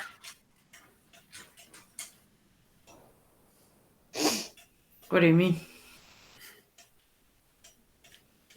Didn't exactly get a warm welcome when you came through the gates, did you?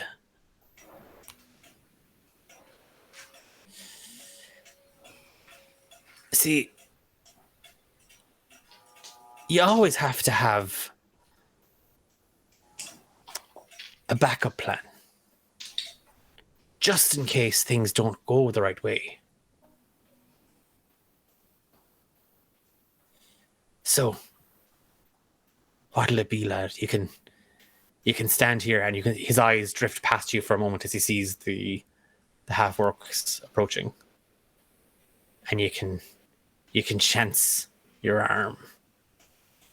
Take me out for whatever petty fucking reason you have.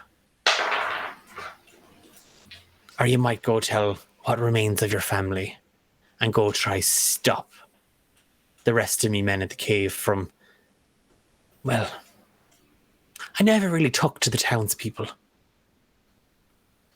One mass grave for them should be a nice send-off. What you reckon? Clock's ticking. And his hand reaches for a blade. Can I take an action?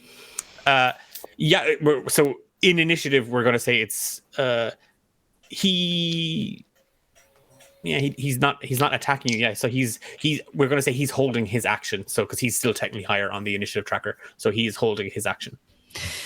With the shields that I still have from barging through the other two lads, and he's 15 feet from the edge of the cliff, he's going Fuck me, yes he is. He's going to charge towards him, and I've got advantage on strength rolls because of Fuck me, yes you do. Yep. I'm going to try push him off the cliff. Yeah. Okay. Give me. We're gonna make opposing strength. So you're gonna make it. We're effectively. He's gonna make a strength saving throw, and you're gonna give me an athletics check at advantage. Athletics at advantage. Okay. Yeah. First one is a 22. Oh, sweet Jesus. And the next one is a nat 1. So we're going to go with the first one. We're gonna go with the first one. Okay. Otherwise, you'd been kite surfing that shield down the cliff. So Farron has a +5 to his strength saving throw.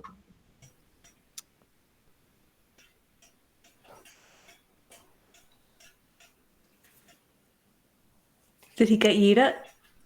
He got a 16.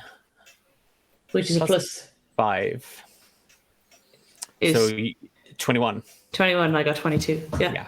Yeah. Yeetus, delete us. So are you trying to barrel him off the... Just straight up with the shields and just like trying to ignore everything he's saying because he doesn't give a shit. And it's just like, fuck you. You don't deserve to be here. I'm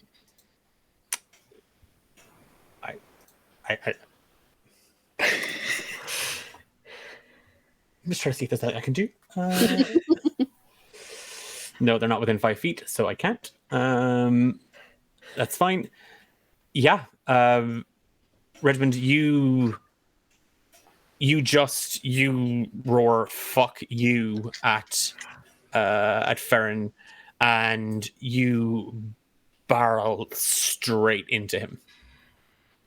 And as your feet skid in the wet grass and the sandy mud here on the cliff, and you hear the scratching of pebbles underfoot, you find the strength coursing through your body. The shield gripped, you barrel straight into him, and Farron seems to have preempted an attack, but not one so bullheaded. And his hand gliding over his blade apprehensively is brought up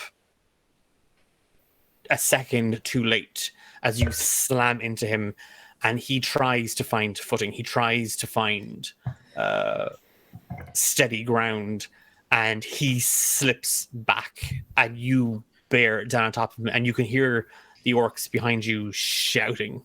And Fern is calling out to them to fucking get you off, to pull you away, and he's struggling, and you can see the veins and the muscles in his neck straining. You can feel his whole body pushing against yours.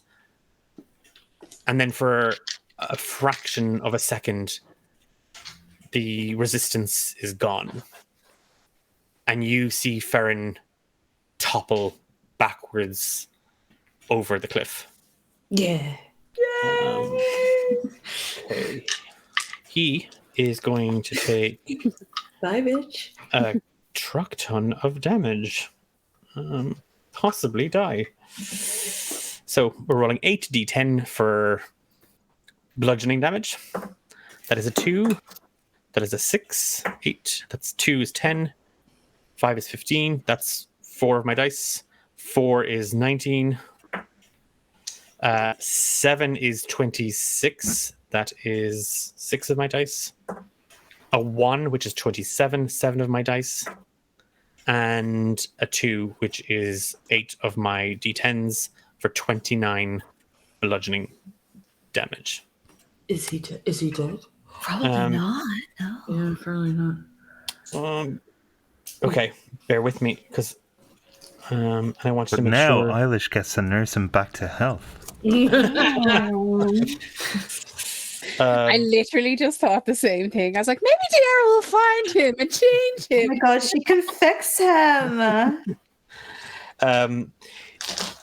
As you watch him fall, you lean over the edge carefully, one eye still kind of drifting over your shoulder at the two approaching, and they're fast. They're going to be on you in a second, Regiment.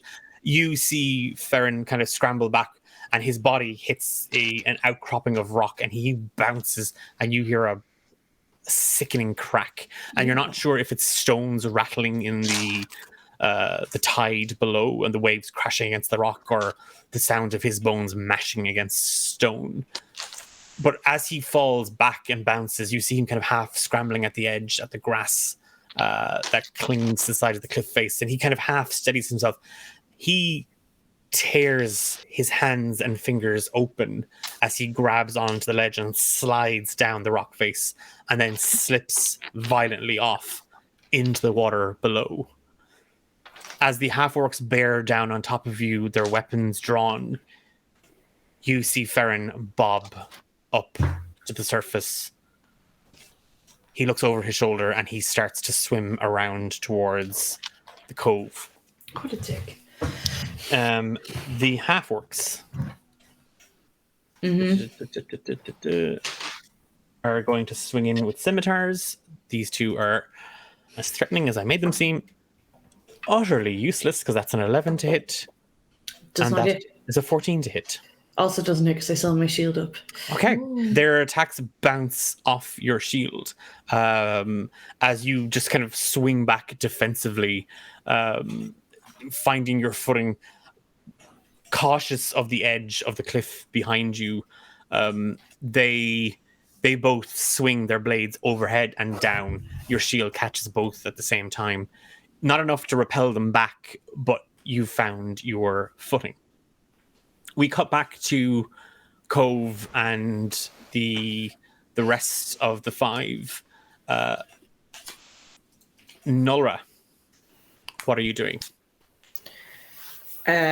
These two are still alive in here in the hallway. There is two. Mm-hmm. Sorry. She's going to. Is Mooney was making her way back inside, wasn't she? Yes, I'm about Mooney 15 feet back. back up the stairs. Yeah. She'll turn to Umbra and say, Regiment, he's up there with Farron. Go check, please. And she'll turn. She's not even going to wait for an answer. She'll turn back to face the two in front of her, and using her extra attack, she'll attack both of them once. If that's okay. Yeah. Recklessly, again. First one is a dirty 20. Hits. Second attack is a 19. Hits. Damage for the first, 14. Damage for the second, 11. Okay. The as you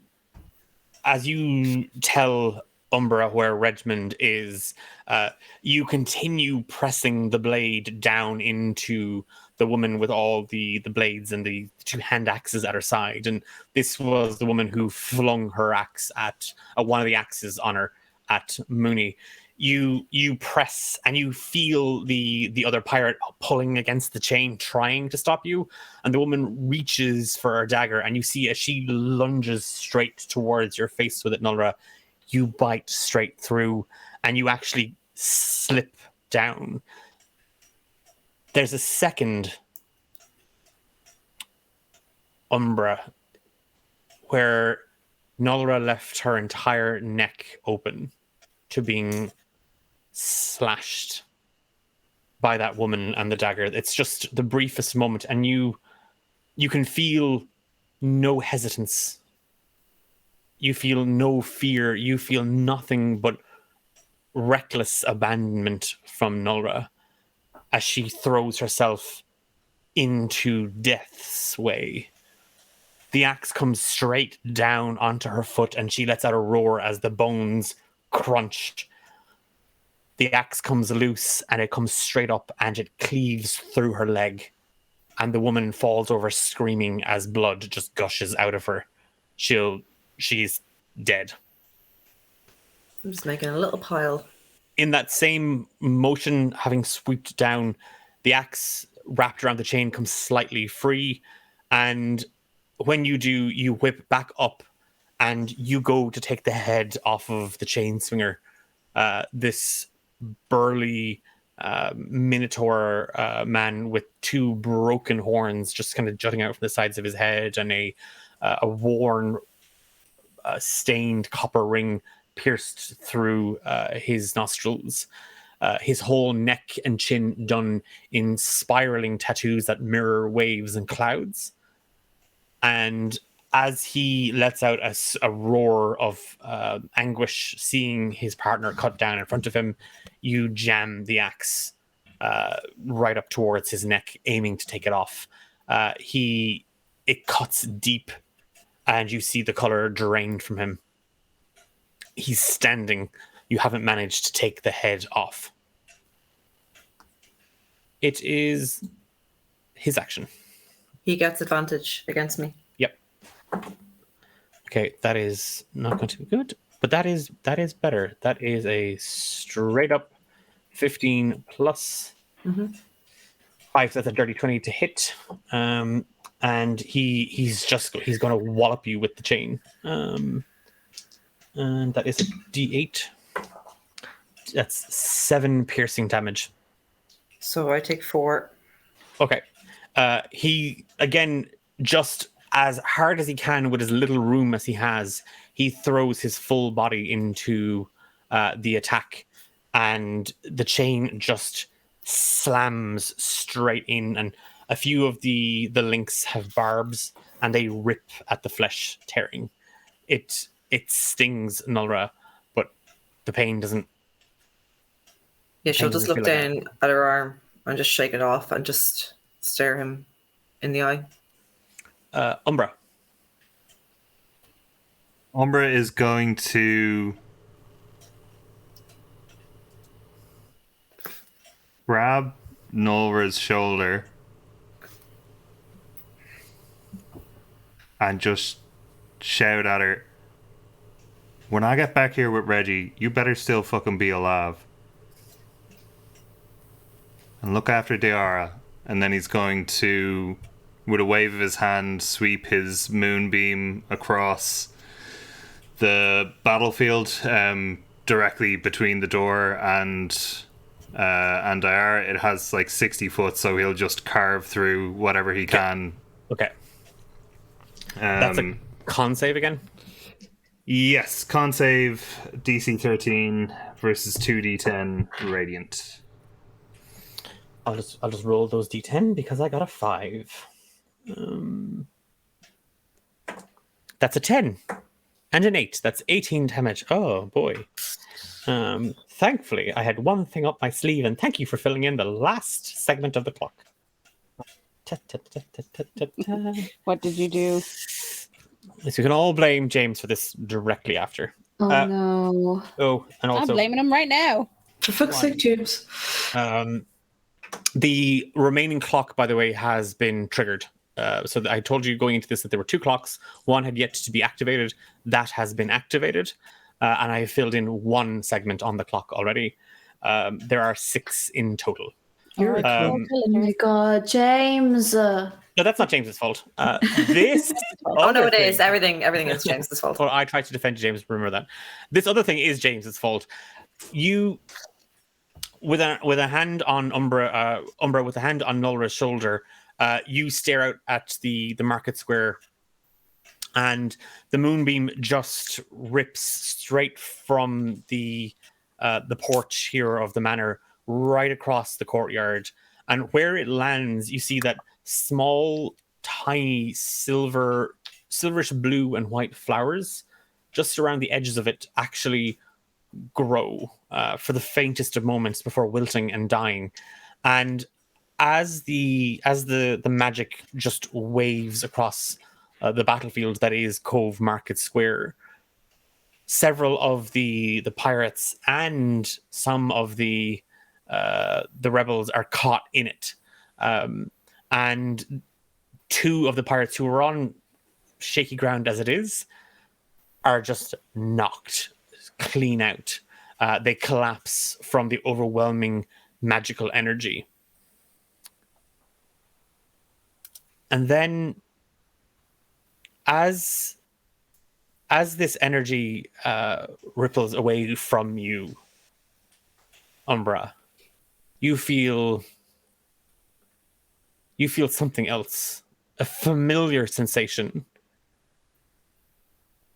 And it's coming from behind you. And as you turn and you look back, there, a step just behind Mooney, you see the air ripple and a portal open, and a hand just comes straight out of it as Vestra reappears, a hand crackling with lightning on Mooney's back. And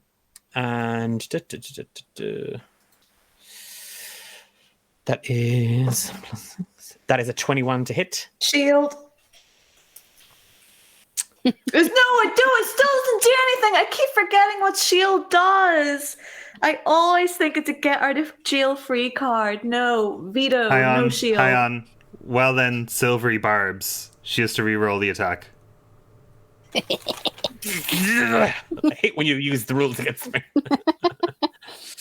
Can we homebrew I mean, she might still get shield it. and make it work the way that I want to make it work? Oh, wait. So do I have to use the new rule? The new roll? Hang on. But it's better. Re-roll it and use the lower. Sorry. Ugh. And then I have Look to at him give someone. moving. Oh, you gave me a net 20.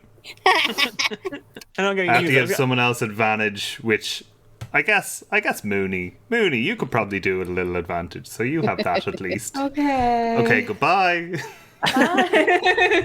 This hand just lurches straight out of thin air as Vestra steps clean through.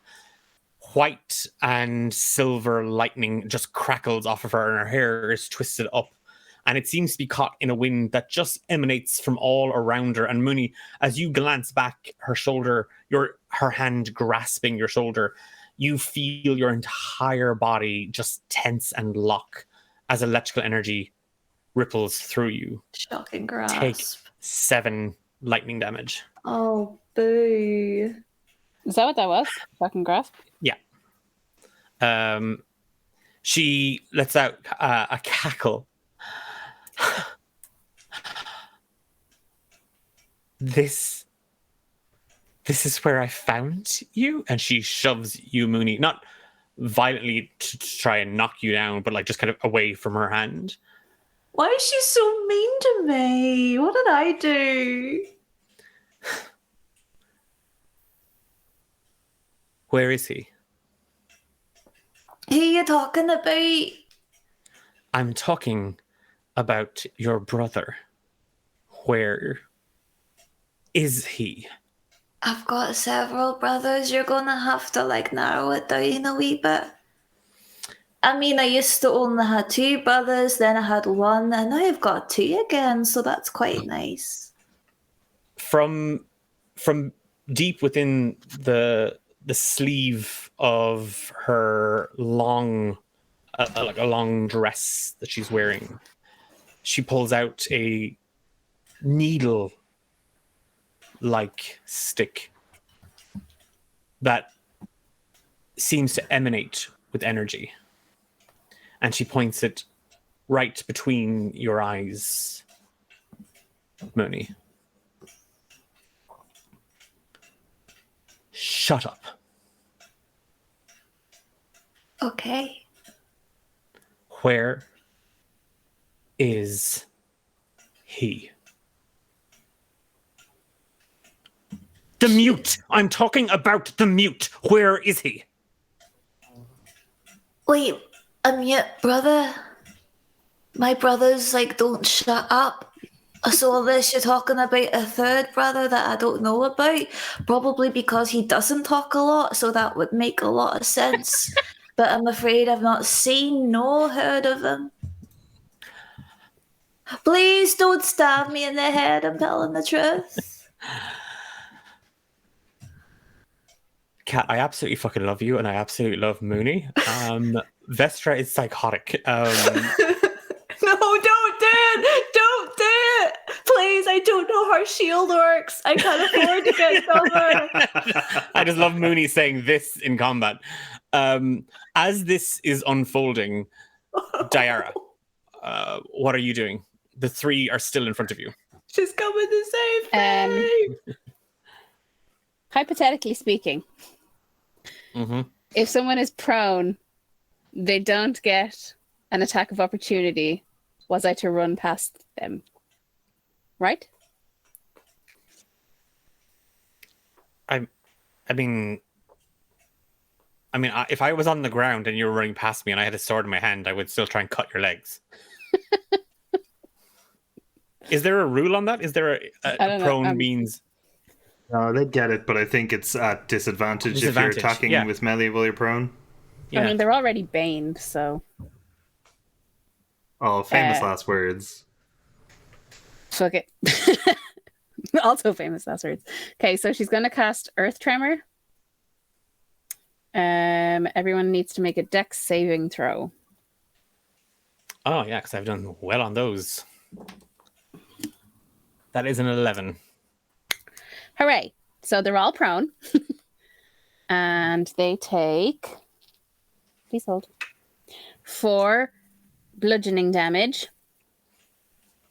Okay. And then I'm going to sprint for the house and try and jump in one of the windows I definitely broke with my shatter. Again, you didn't cast shatter near the house. You just the open window that was airing out the room. Well, you saw the moonbeam travel across the courtyard, so or the market square, so you could just run around that and that was Thunderwave that you. No, it was Earth Tremor. Earth Tremor, sorry. You Dara, you as they approach. I'm sorry, they were baned, so technically I had to roll. Yeah, never mind. I didn't add the. Oh yeah, roll to see if they get nat ones. No, Just for going to. funsies. They're not going to. Well, they got a 1 on the D4. If that makes it better. You see a moment where your window, as Umbra's moonbeam crosses the market square. The pirates are fully engaged with the rebels. You have these 3 in front of you, and that's all that stands between you and reuniting with your family. You slam your fist against the wall of the house to your right, and you stamp your foot at the same time, and the sound that it makes causes the earth in front of you to just ripple. There's now a huge chunk of this house just torn away. It just collapses. And you just hear the hissing and mewling of cats as they just scatter from the B&B. Be free! They're going to attack you next. They're all getting attacks of opportunity on you. You watch as the 3 in front of you kind of go to kind of steady themselves, but the earth rolls and ripples like the top of the sea, and they're not able to balance themselves, and the 3 fall prone, and you run past. They are going to make attacks of opportunity on you at disadvantage. Okay. Okay, that's a 19 or an 8. What is your AC? 10. 11. Okay. Because there's a 10 hits it, so meets it, beats it. That's a 9 or a 6. That's a 12 or a 21. So a 12 hits. Wait, can I use a bonus action? What's the bonus action? Healing word. That's not a cantrip, is it? No, it's first level. No, because you cast Earth Tremor, so nope. It's a bonus action though. But it's not a cantrip. Oh, okay. Yeah. God damn it! Take 4 slashing damage. That's... You run, and the tiefling woman that was bearing down on top of you, she's kind of still. She's trying to pull herself up. She's trying to stand up. She sees you run past, and she just swipes at the back of your leg with her hand axe as you run into the thick of the battle. You see Targal, and he has a goblin or a hobgoblin man by the neck, and he is just literally beating the living daylights out of him. Some of the other younger people from the tavern, and they're kind of in the muddle of it all. You kind of half look around, and you see Marlon on the ground, like his hands held up defensively, and then just this rather rowdy looking old woman just comes charging in with a mace, and she just twacks this human woman into the side of the head with it, and grabs Marlon by the forearm, kind of pulling the young lad up to his feet. He grabs his spear, and he's looking around to see what he can do next or who he can help. You charge straight towards the house. You won't make it in this turn. Mooney, your action. Oh my god. I'm going to risk it for Biscuit. I'm going to cast on Vestra Tasha's Hideous Laughter. So she needs to make a wisdom save of 15. Oh, that's not a thing she's good at. Okay. 16. Oh, well, I guess I'll die. Oh, Jesus. Okay, bonus action, health potion. Does Mooney not get advantage on her next roll because of silvery barbs? That was a save. Yeah, but that's Awesome. yeah. Save. Okay, never mind. Wait, I can do my my 10 HP. Yeah. Yep. I'll do that instead. Yeah, 1d6 plus 4. 1d6 plus 4. That's good. 8 points of temp. Nice. As you pull the magic up around you, Mooney, you find yourself trembling. The point of this wand aimed directly at you, and the energy that emanates from it, you can see you can see exactly what it is. There's a bolt of lightning just twisting almost infinitely around the wand. From the tip to the end, it just seems to crackle out and spiral and snake along it like a serpent. Oh god. Disappear into the tip and then re-emerge. You step back. The magic that you were pulling forward, you can't find your nerve for. And you reach for the comfort of Umbra's sanctuary, and your hand finds the potion bottle in your bag. As you take a step away from Vestra, her eyes locked on you, Umbra and Nulra. Deartháir, what are the rebels doing? Beating the shit out of some pirates. So they're still going for this? I feel like some of them will have like diverged away from the rabble into the center of town. Okay, so they're kind of Because looking. they'd see like that there's more of them in there. Okay, so yeah, it's now a full brawl in the market square that you're trying to make your way through. Yes, and they're avoiding the moonbeam because they're smart.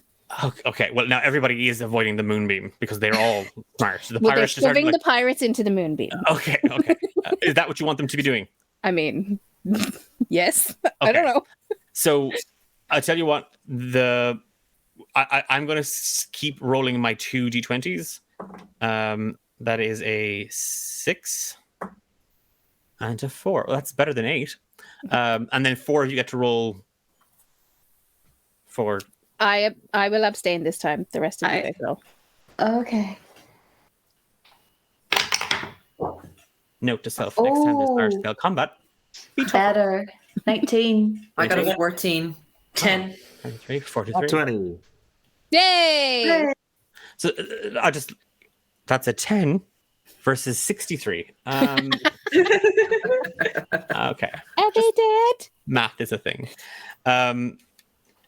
Yeah, at this stage, Deartháir, you see that Targil has literally left that hobgoblin bloody, beaten, and unconscious on the ground, and his knuckles are raw from where he was beating the living daylights Whoa, out of him. yeah.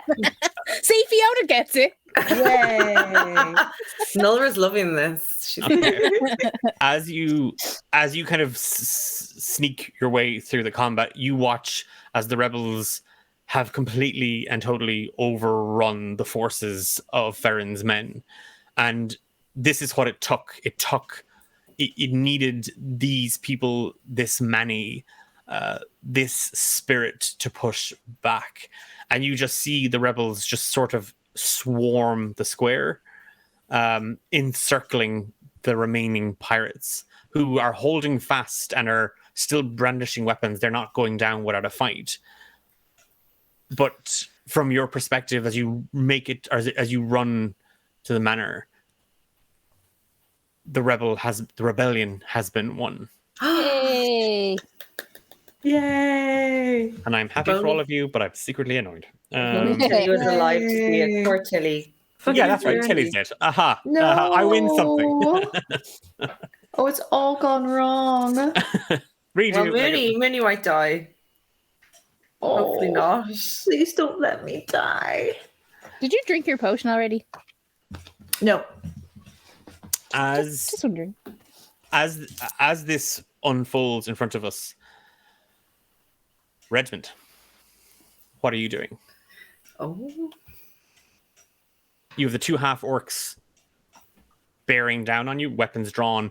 The steps to that kind of cut into the cliffside here are to your right, and you can't see Farron anymore. I'd like to dash down the steps. You're going to take 2 attacks of opportunity again. Yep. Same rules as before. 2 successful attacks, and you won't get past them. Okay. And I have my shield, so my AC is 18. Can I just say, I am like, there's a part of me that is like, I really love the stuff that you do. But there's another part of me that's going, I want to do something cool. You appeared from a portal and nearly killed one of us. Yeah, but that was then. I want to do something cool now. So you are gonna make it because that is only that's an 11 on the first one to hit, and a 15 on the second. You just with seeing Farron swim, he's not getting away. Oh, that reminds me. Haha. Oh. The other clock. Tick tick. Oh no. You still holding the shield up from when they hit you, they swung their weapons at you. You barrel into them, and one goes to grab you by the back of your head. The other goes to kind of kick the legs out from under you and kind of take a swipe with his scimitar. Neither attack hits, rather, sorry. And you feel the clang of metal against the shield where you've it held up as the scimitar scrapes and scratches into it. Your feet find wet, slippery stone as you barrel down the cliffside. I'm assuming taking the dash action again. Immediately, about halfway down the cliff face, you see that the steps get more shallow. And as quickly and as hurriedly as you were running, the two above are a little more reluctant to give chase here, and the steps eventually become just chunks of rock that have either fallen away or been torn away by large waves and the force of the sea itself, and just banging and rattling against jagged rock below. You see a small fisherman's boat with a sail, and you see Farron climbing into it, and he's hacking at the rope. I don't love that. How far away from him am I? He's about 50 feet.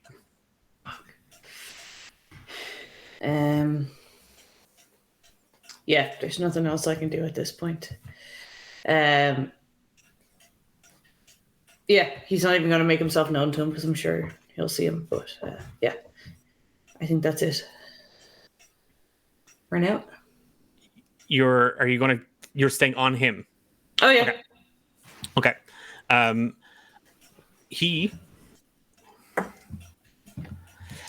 You see him, like he's slashing at the rope with a scimitar, and with 3 heavy hits, the boat comes loose, and he reaches down for oars.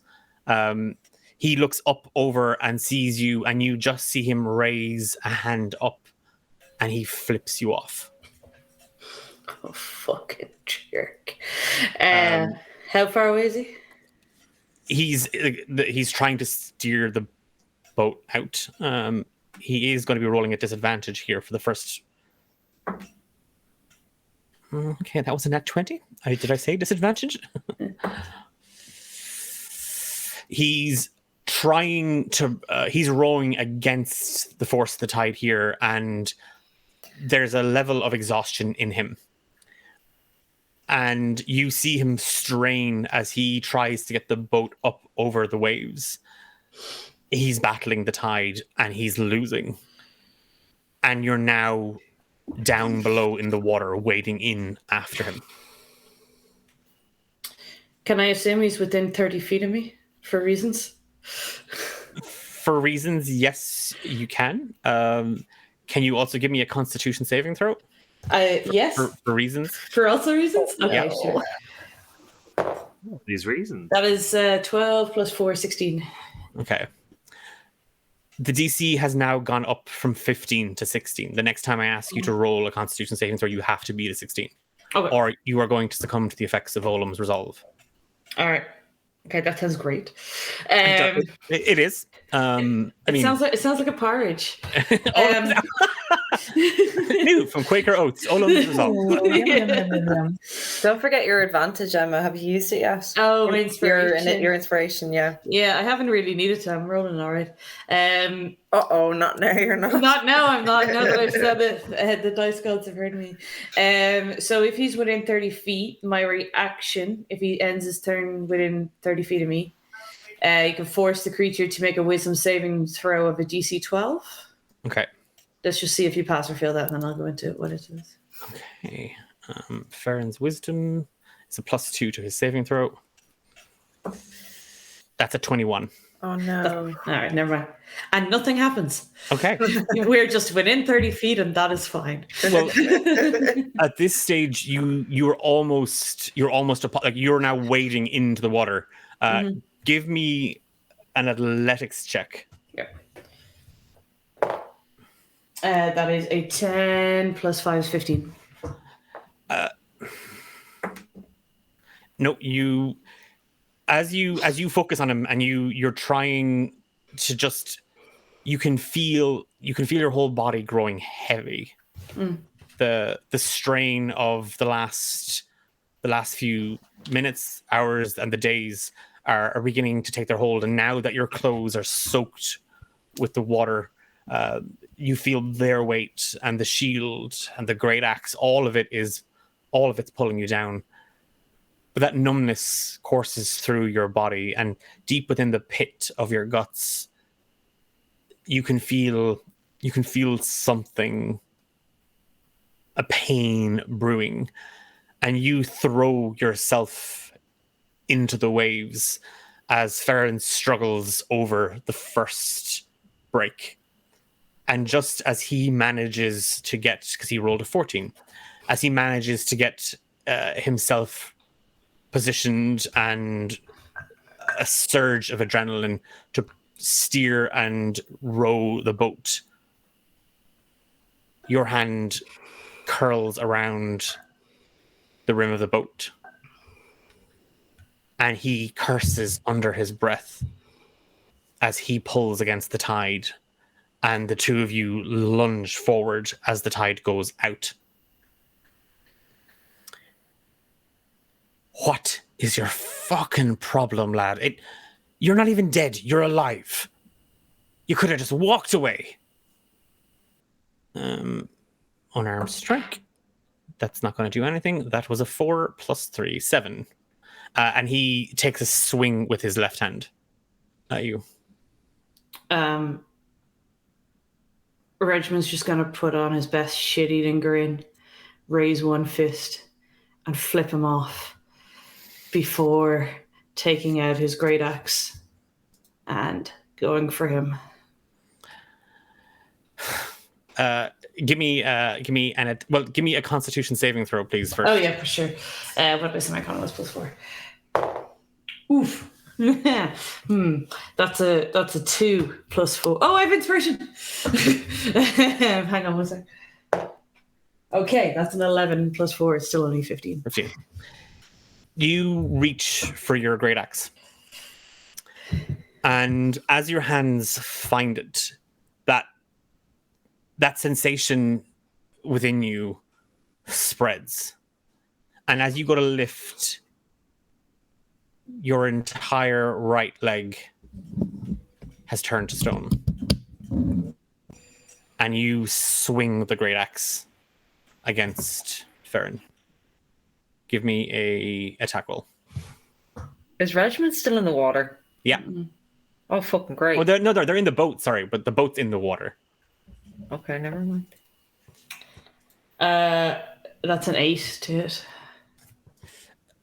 8 doesn't hit. What is it, lad? You lost the fight, is it? And that is a 14 to hit. No. He stands up where you swung with the great axe. He brings the scimitar down, and at that moment, the boat hits the crest of a wave, and both of you you both feel yourselves lurched up and forward, and you see Farron grab the boat and the mast to steady himself.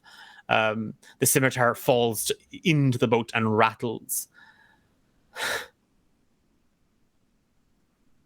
It wasn't personal. You were bought and sold just like the rest of them. You got a second chance and you fucking blew it. Congratulations. It's your action. Cool. Like at this point, like the whole time from the top of the cliff to the boat, Regiment's just being like, he's not great with words anyway, so he's just angry and it's just building and it's just building. And all he wants to do is just punch his face in. Which is what he's going to try to do. Do I need to do another Constitution save? You do, yeah, and you're now beating a 17. That is a 10. You, again, give me your attack roll. Plus 5. That's a 14 plus 5, so a 19. When you hear his words, as the boat bobs up and down violently in the sea, you find yourselves, you swing with the blade and the boat just rocks violently to the left. And you find yourself, Regimond, aboard the Viperfish. The boat lurches and the chains wrapped around your hands rattle and you feel frightened and sick. And you can just hear the sniggering laughter coming from Ferrin and his men on the deck above.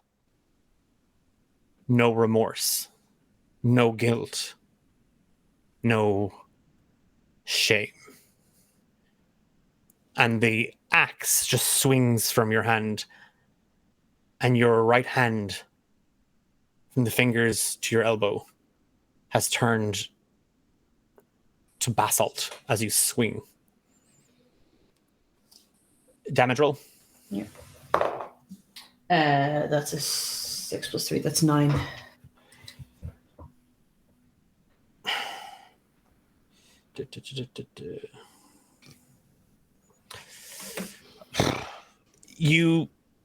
The blade catches him as he reaches down for his scimitar. You catch him right in the shoulder blade, like right in under it, and you slice and tear flesh and muscle. He lets out a roar and a holler, and the boat rocks violently once again, and the two of you lurch half forward. Your hand, it's there, but it's not there. You can see it, but you can't feel it, and that pain is coursing through all of you. And he reaches for the scimitar and he lunges straight at you. That's a 7 to hit. I changed dice, by the way. That doesn't. No. He lunges forward, but you manage to grab his hand, and you kind of, with your left hand, the other, you pull him in very, very closely. He's struggling to try and get out of your grip. What is it? What do you want? Money? I can give you whatever you want, lad. Just part ways now. Don't be a fool again.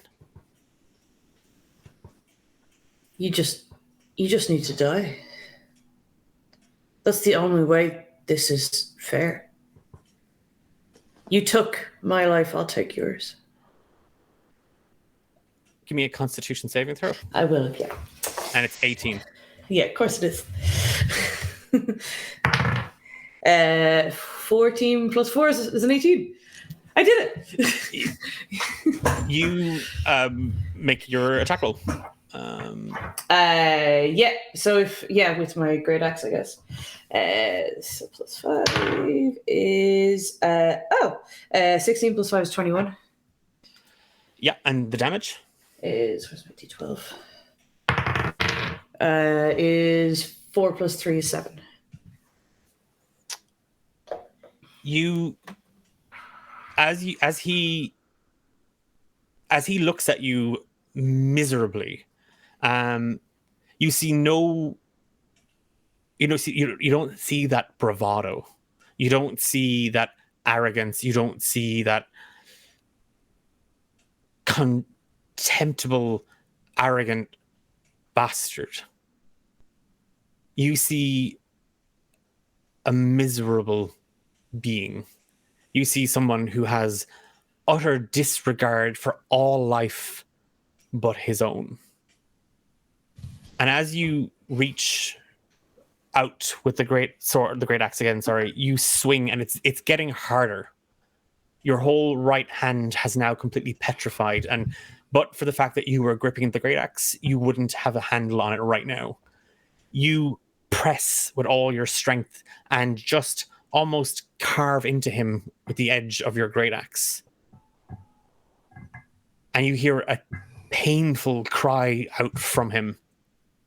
And he's pushing you off. He's trying to tear you away from him. He's scratching and pulling at your hair and your face, your beard, your neck, your clothes, anything to get out of your grip. You see that the boat, Redmond, has drifted way past the cliffs. You can still see them. You can see the manor, and you can still just make out the din coming from the market square. But you and Ferren are alone at sea, and he is going to try and shove you off. Yeah, that's fine. I do have bricks for legs. So. Yeah. And a brick for a hand. Yeah. Nat 20. Oh, this is a strength check, right? And I still have advantage on them, or no? You don't have advantage on it anymore, I'm afraid. It's a athletics. You're giving me a strength saving throw, I'm afraid. Okay. Come on, Reggie. Okay, I have +5. Okay, that's a 9 + 5, so that's a 14. He shoves you straight back. With your legs petrified, your right hand petrified, you fall straight over. Your head cracks against the bow of the fishing boat. And you still grip your great axe, but he's now standing over you, looking down on you. And he half squats low, reaching for his scimitar and the blade pointed at you. Well, lad, it looks like fate's smiling down on one of us. And you get the chance to repeat it all over again. It's your action. So he hasn't. No, you didn't fall into the water. You've been knocked prone. He hasn't, believe it or not, he hasn't made notice of your current condition. And you have to give me another Constitution save. Yeah. 16 + 4, that's 20. Okay. You beat a 19. The next roll has to be 20. Okay. Yeah, of course. Yeah, no problems. So he's on top of him. Sexually? He's looking. Ferren is looking down over you. Can he try grab him and throw him in? Yeah, give me you're going to have to make an athletics check. Is that the best thing to do? At disadvantage, because you are technically prone. Okay, then in which case I might just take out a hand axe and try go for him. Okay. So that's +5 for the hand axe, 17. So that's 22. Yeah, that hits. Where's my D6? Oh, yeah. Oh, we'll never know. Okay, that's a 5 + 3 is an 8. And your extra 1 for sharpened weapons. Oh yeah, 9. Okay. I'd also like to do the slashing thing as well. Okay. So when I attack with slashing damage, they can't. They can't go more than 10 feet until the start of my next turn, which is fine. It just means if he pushes me, he can't go further than me. Okay. Yeah. Your fingers reach for the handle on a small axe on your left hand side, and where you find them, you draw the weapon up, you get a grip, and you just slash straight at Ferren to try and take the legs out from under him. The blade connects, and immediately runes light up along it. But runes light up along your right hand. And you feel energy coursing through your body, and a new, different feeling. Something you've not felt. since that day in Canuck when Ilaria left. There's a buzzing sound. It's gone. You're not sure what it is, but the runes light up around you, and these fiery stone-like chains just catch on to Ferrin, and he struggles against them for a moment. I actually have 2 weapon fighting when I use my small axe, so can I use that as well? With the hand axe and the great axe, No, hand axe and another hand axe. this hand doesn't work. Ah, yeah. Bastard. Never mind. Sorry. No worries. He is actually going to try and topple you out of the boat.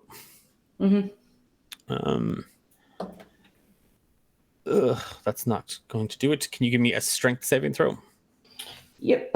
Well, I suppose you should beat a 10. Okay, I got a 19. Plus 5 is 24.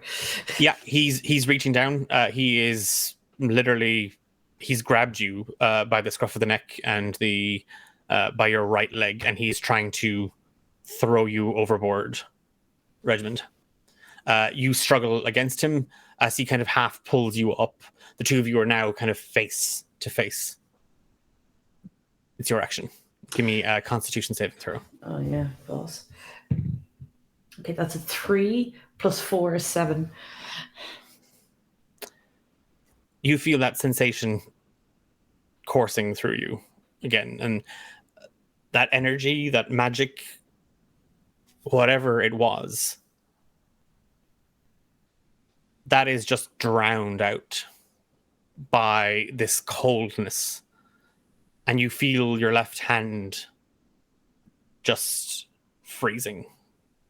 The sensation in it, the nerves, the muscle, the skin and the bone just drifting away. And the hand turns to basalt as you reach for Ferrin. And you feel your whole body just overcoming. And you just see this twisted and wicked smile on Ferrin's face as everything starts to go black. You have one reaction. Can I move? Where specifically? Like, I feel heavy and stone-like. I want to jump at him, if you know what I mean. Like, as in a bludgeoning damage. You at want him. to full force at him. Mm-hmm. Okay. Can I talk? Yeah, you can. Yeah, so I'd just be like, what the fuck are you doing to me? And then throw his whole body weight at him. Give me an unarmed strike. 15, 5, 20 to... That'll hit. You lunge at him. And as you throw your whole body, you feel it connect, but not in the same way, not in that skin on skin, the cracking of bone or anything like that. This feels very, very strange. It feels like skin glancing against stone and rock. But you are the stone. And everything goes dark, Redmond. Okay. And Ferrin shoves you overboard. There's a splash. And he reaches for the oars. And he salutes Cove. Oh, fucking dick. Get the cannon. As your body hits the water, you don't feel anything but a pressure. The weight of the sea on you. It doesn't feel cold It doesn't feel frightening. And you find yourself for a moment lost in a memory, lungs burning, water catching in your throat, salt burning in your lungs, and the pressure behind your eyes becoming unbearable. And there was a darkness then too. And there was a coldness. But there wasn't Nulra. And there wasn't Umbra. There wasn't Deartháir or Mooney. There was only fear and loneliness. And that's all you remember of a childhood that doesn't feel like it was yours. This regiment remembers Canuck. It remembers bashing Deirdre's tooth out. It remembers chasing Mooney up the hill after sheep with apples, pretending to fall asleep as Umbra went on another random lecture about some book he found in the maester's private study. It was playing with Deartháir late in the library, Ilaria pretending she didn't notice. And it was the comfort that only a sister can bring. And the love that was divided and shared equally among 5 siblings in a home and a house that was only ever built on love. And you can hear voices in a dialect that you only half remember, and even now still believe you imagined. And as everything starts to just drift away from you, you feel yourself grow lighter, as if carried, as if 2 great hands have just wrapped themselves around you and hold you there in this moment. And even now, as everything else fades away, you know that presence. Mom, boss, Ilaria, it doesn't matter. They are the same person.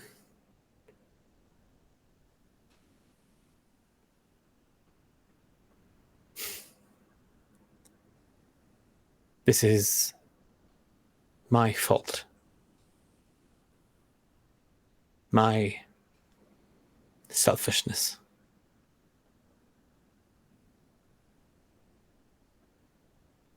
I wish I could have kept you safe.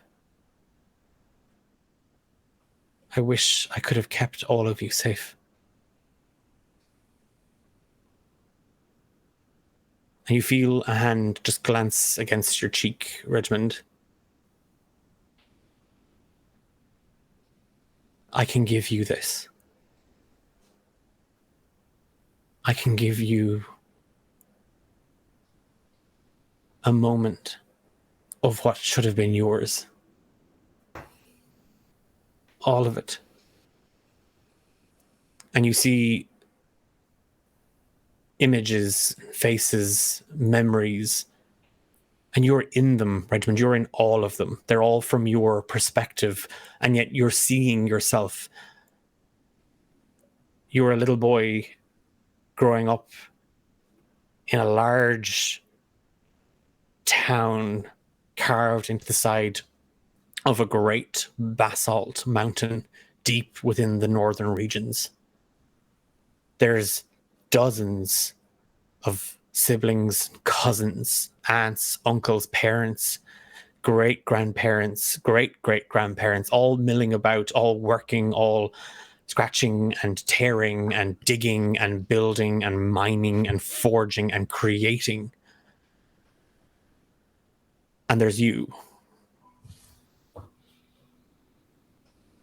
a son who, in all that noise and all that space, finds a beauty in the simplest of designs, intricate work to make something to take the breath away from all those who lay their eyes on it. Redmond, Maester of the Black Rock, husband to Attilia, father to 3 sons and 4 daughters, grandfather and great-grandfather and great-great-grandfather to a lineage that takes all of your knowledge and skill and passes it down to each generation. And there's a comfort there.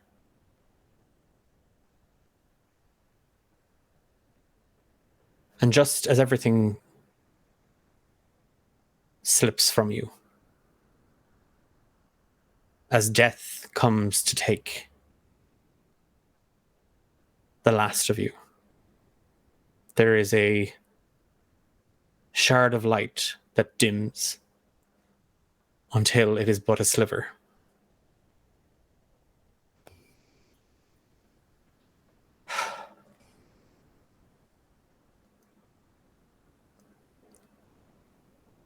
I can't.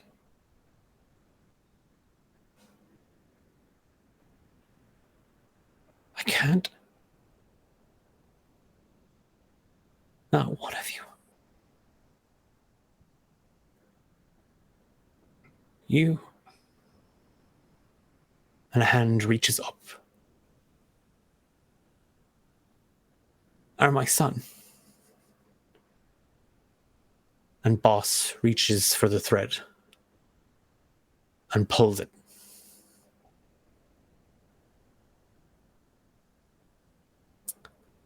And everything is gone.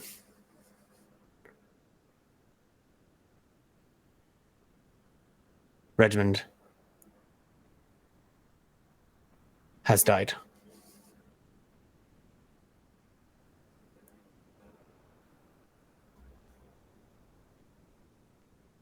The rebellion has been won. And as the 4 of you find yourself facing off against Vestra, she lets out a howling roar. A scream filled with rage. She barrels over almost in agony and points the wand straight down at the 4 of you, Deartháir just rushing in. This isn't over.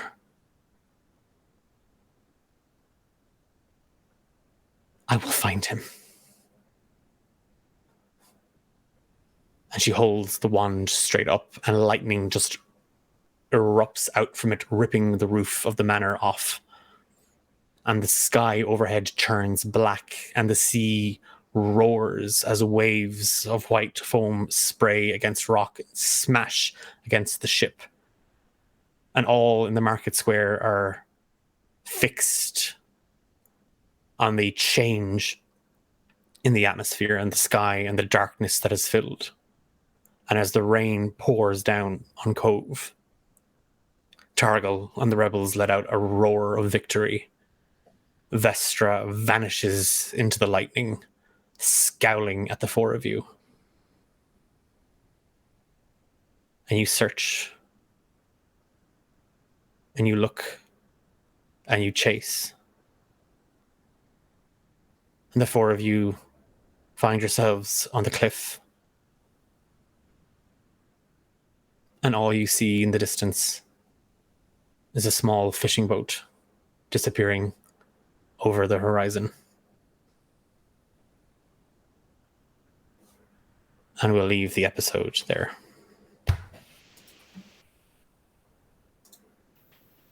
Okay, is everybody okay? I had a bit of salt on my finger. And then I went to wipe my tears, and now my eyes are really sore.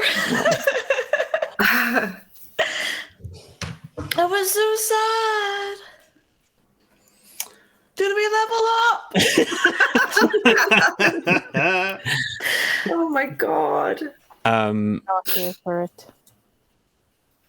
We're going to have a quick chat at the end. Okay, Kat, I know you're tired and stuff like that as well, but I do want to check you in with everybody just before we do part ways. I'm conscious of the time. I do want to very quickly just say that Emma, it has been awesome fucking playing with you. Emma is stepping away very briefly, like just a tiny little thing, for another adventure in her own life outside of Rise of the Forsaken, and we are going to miss the absolute shit out of you here at D8 Dungeon, but we know you're going to have a fucking blast. We know you're going to be fucking awesome at it. I want to say thank you to Eilish, Fiona, Kat, and James for their time this evening. This was a rescheduled game outside of our normal schedule, so really appreciate everybody being able to make the time for this. We are going to resume play on the 22nd. That's Monday the 22nd of August, and it will be the last chapter in book 2 of Rise of the Forsaken, and after that we will be going on a short hiatus ourselves, just for about a month, as we begin prep for the next book, the next adventure in the campaign.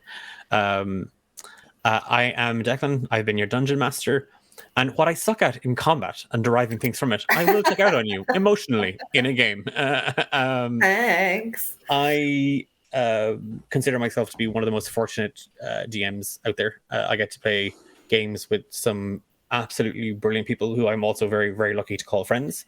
And I hope if you joined us this evening and you were watching along, that you enjoyed the story. We are a small group of Irish tabletop role-playing gamers. We produce a number of different shows for here on Twitch, as well as our podcast series, Romance in the Dungeon. If you like what we saw, and this was your first time checking us out, would love if you gave us a follow here on Twitch. You checked us out on social media at D8 Dungeon. We have a Discord server with some truly wonderful people on it. We run all sorts of streams over the course of a week or a month. So do check out our pinned tweet with the full schedule for D8 Dungeon. We'll be getting a slight change as we kind of readjust the schedule over the next couple of days. But it has been a blast, the whole game, and I don't really know what to say other than just don't go, Emma. Don't leave us. Yeah, no, thanks, Declan, for creating an amazing, emotionally damaging world. It's been phenomenal. Like, I tell you guys all the time how much I love you all, so you don't need to say it on stream. But yeah, for anyone that does, yeah, I love you all individually. But not as a stream. Who will I bully now? Yeah, I know.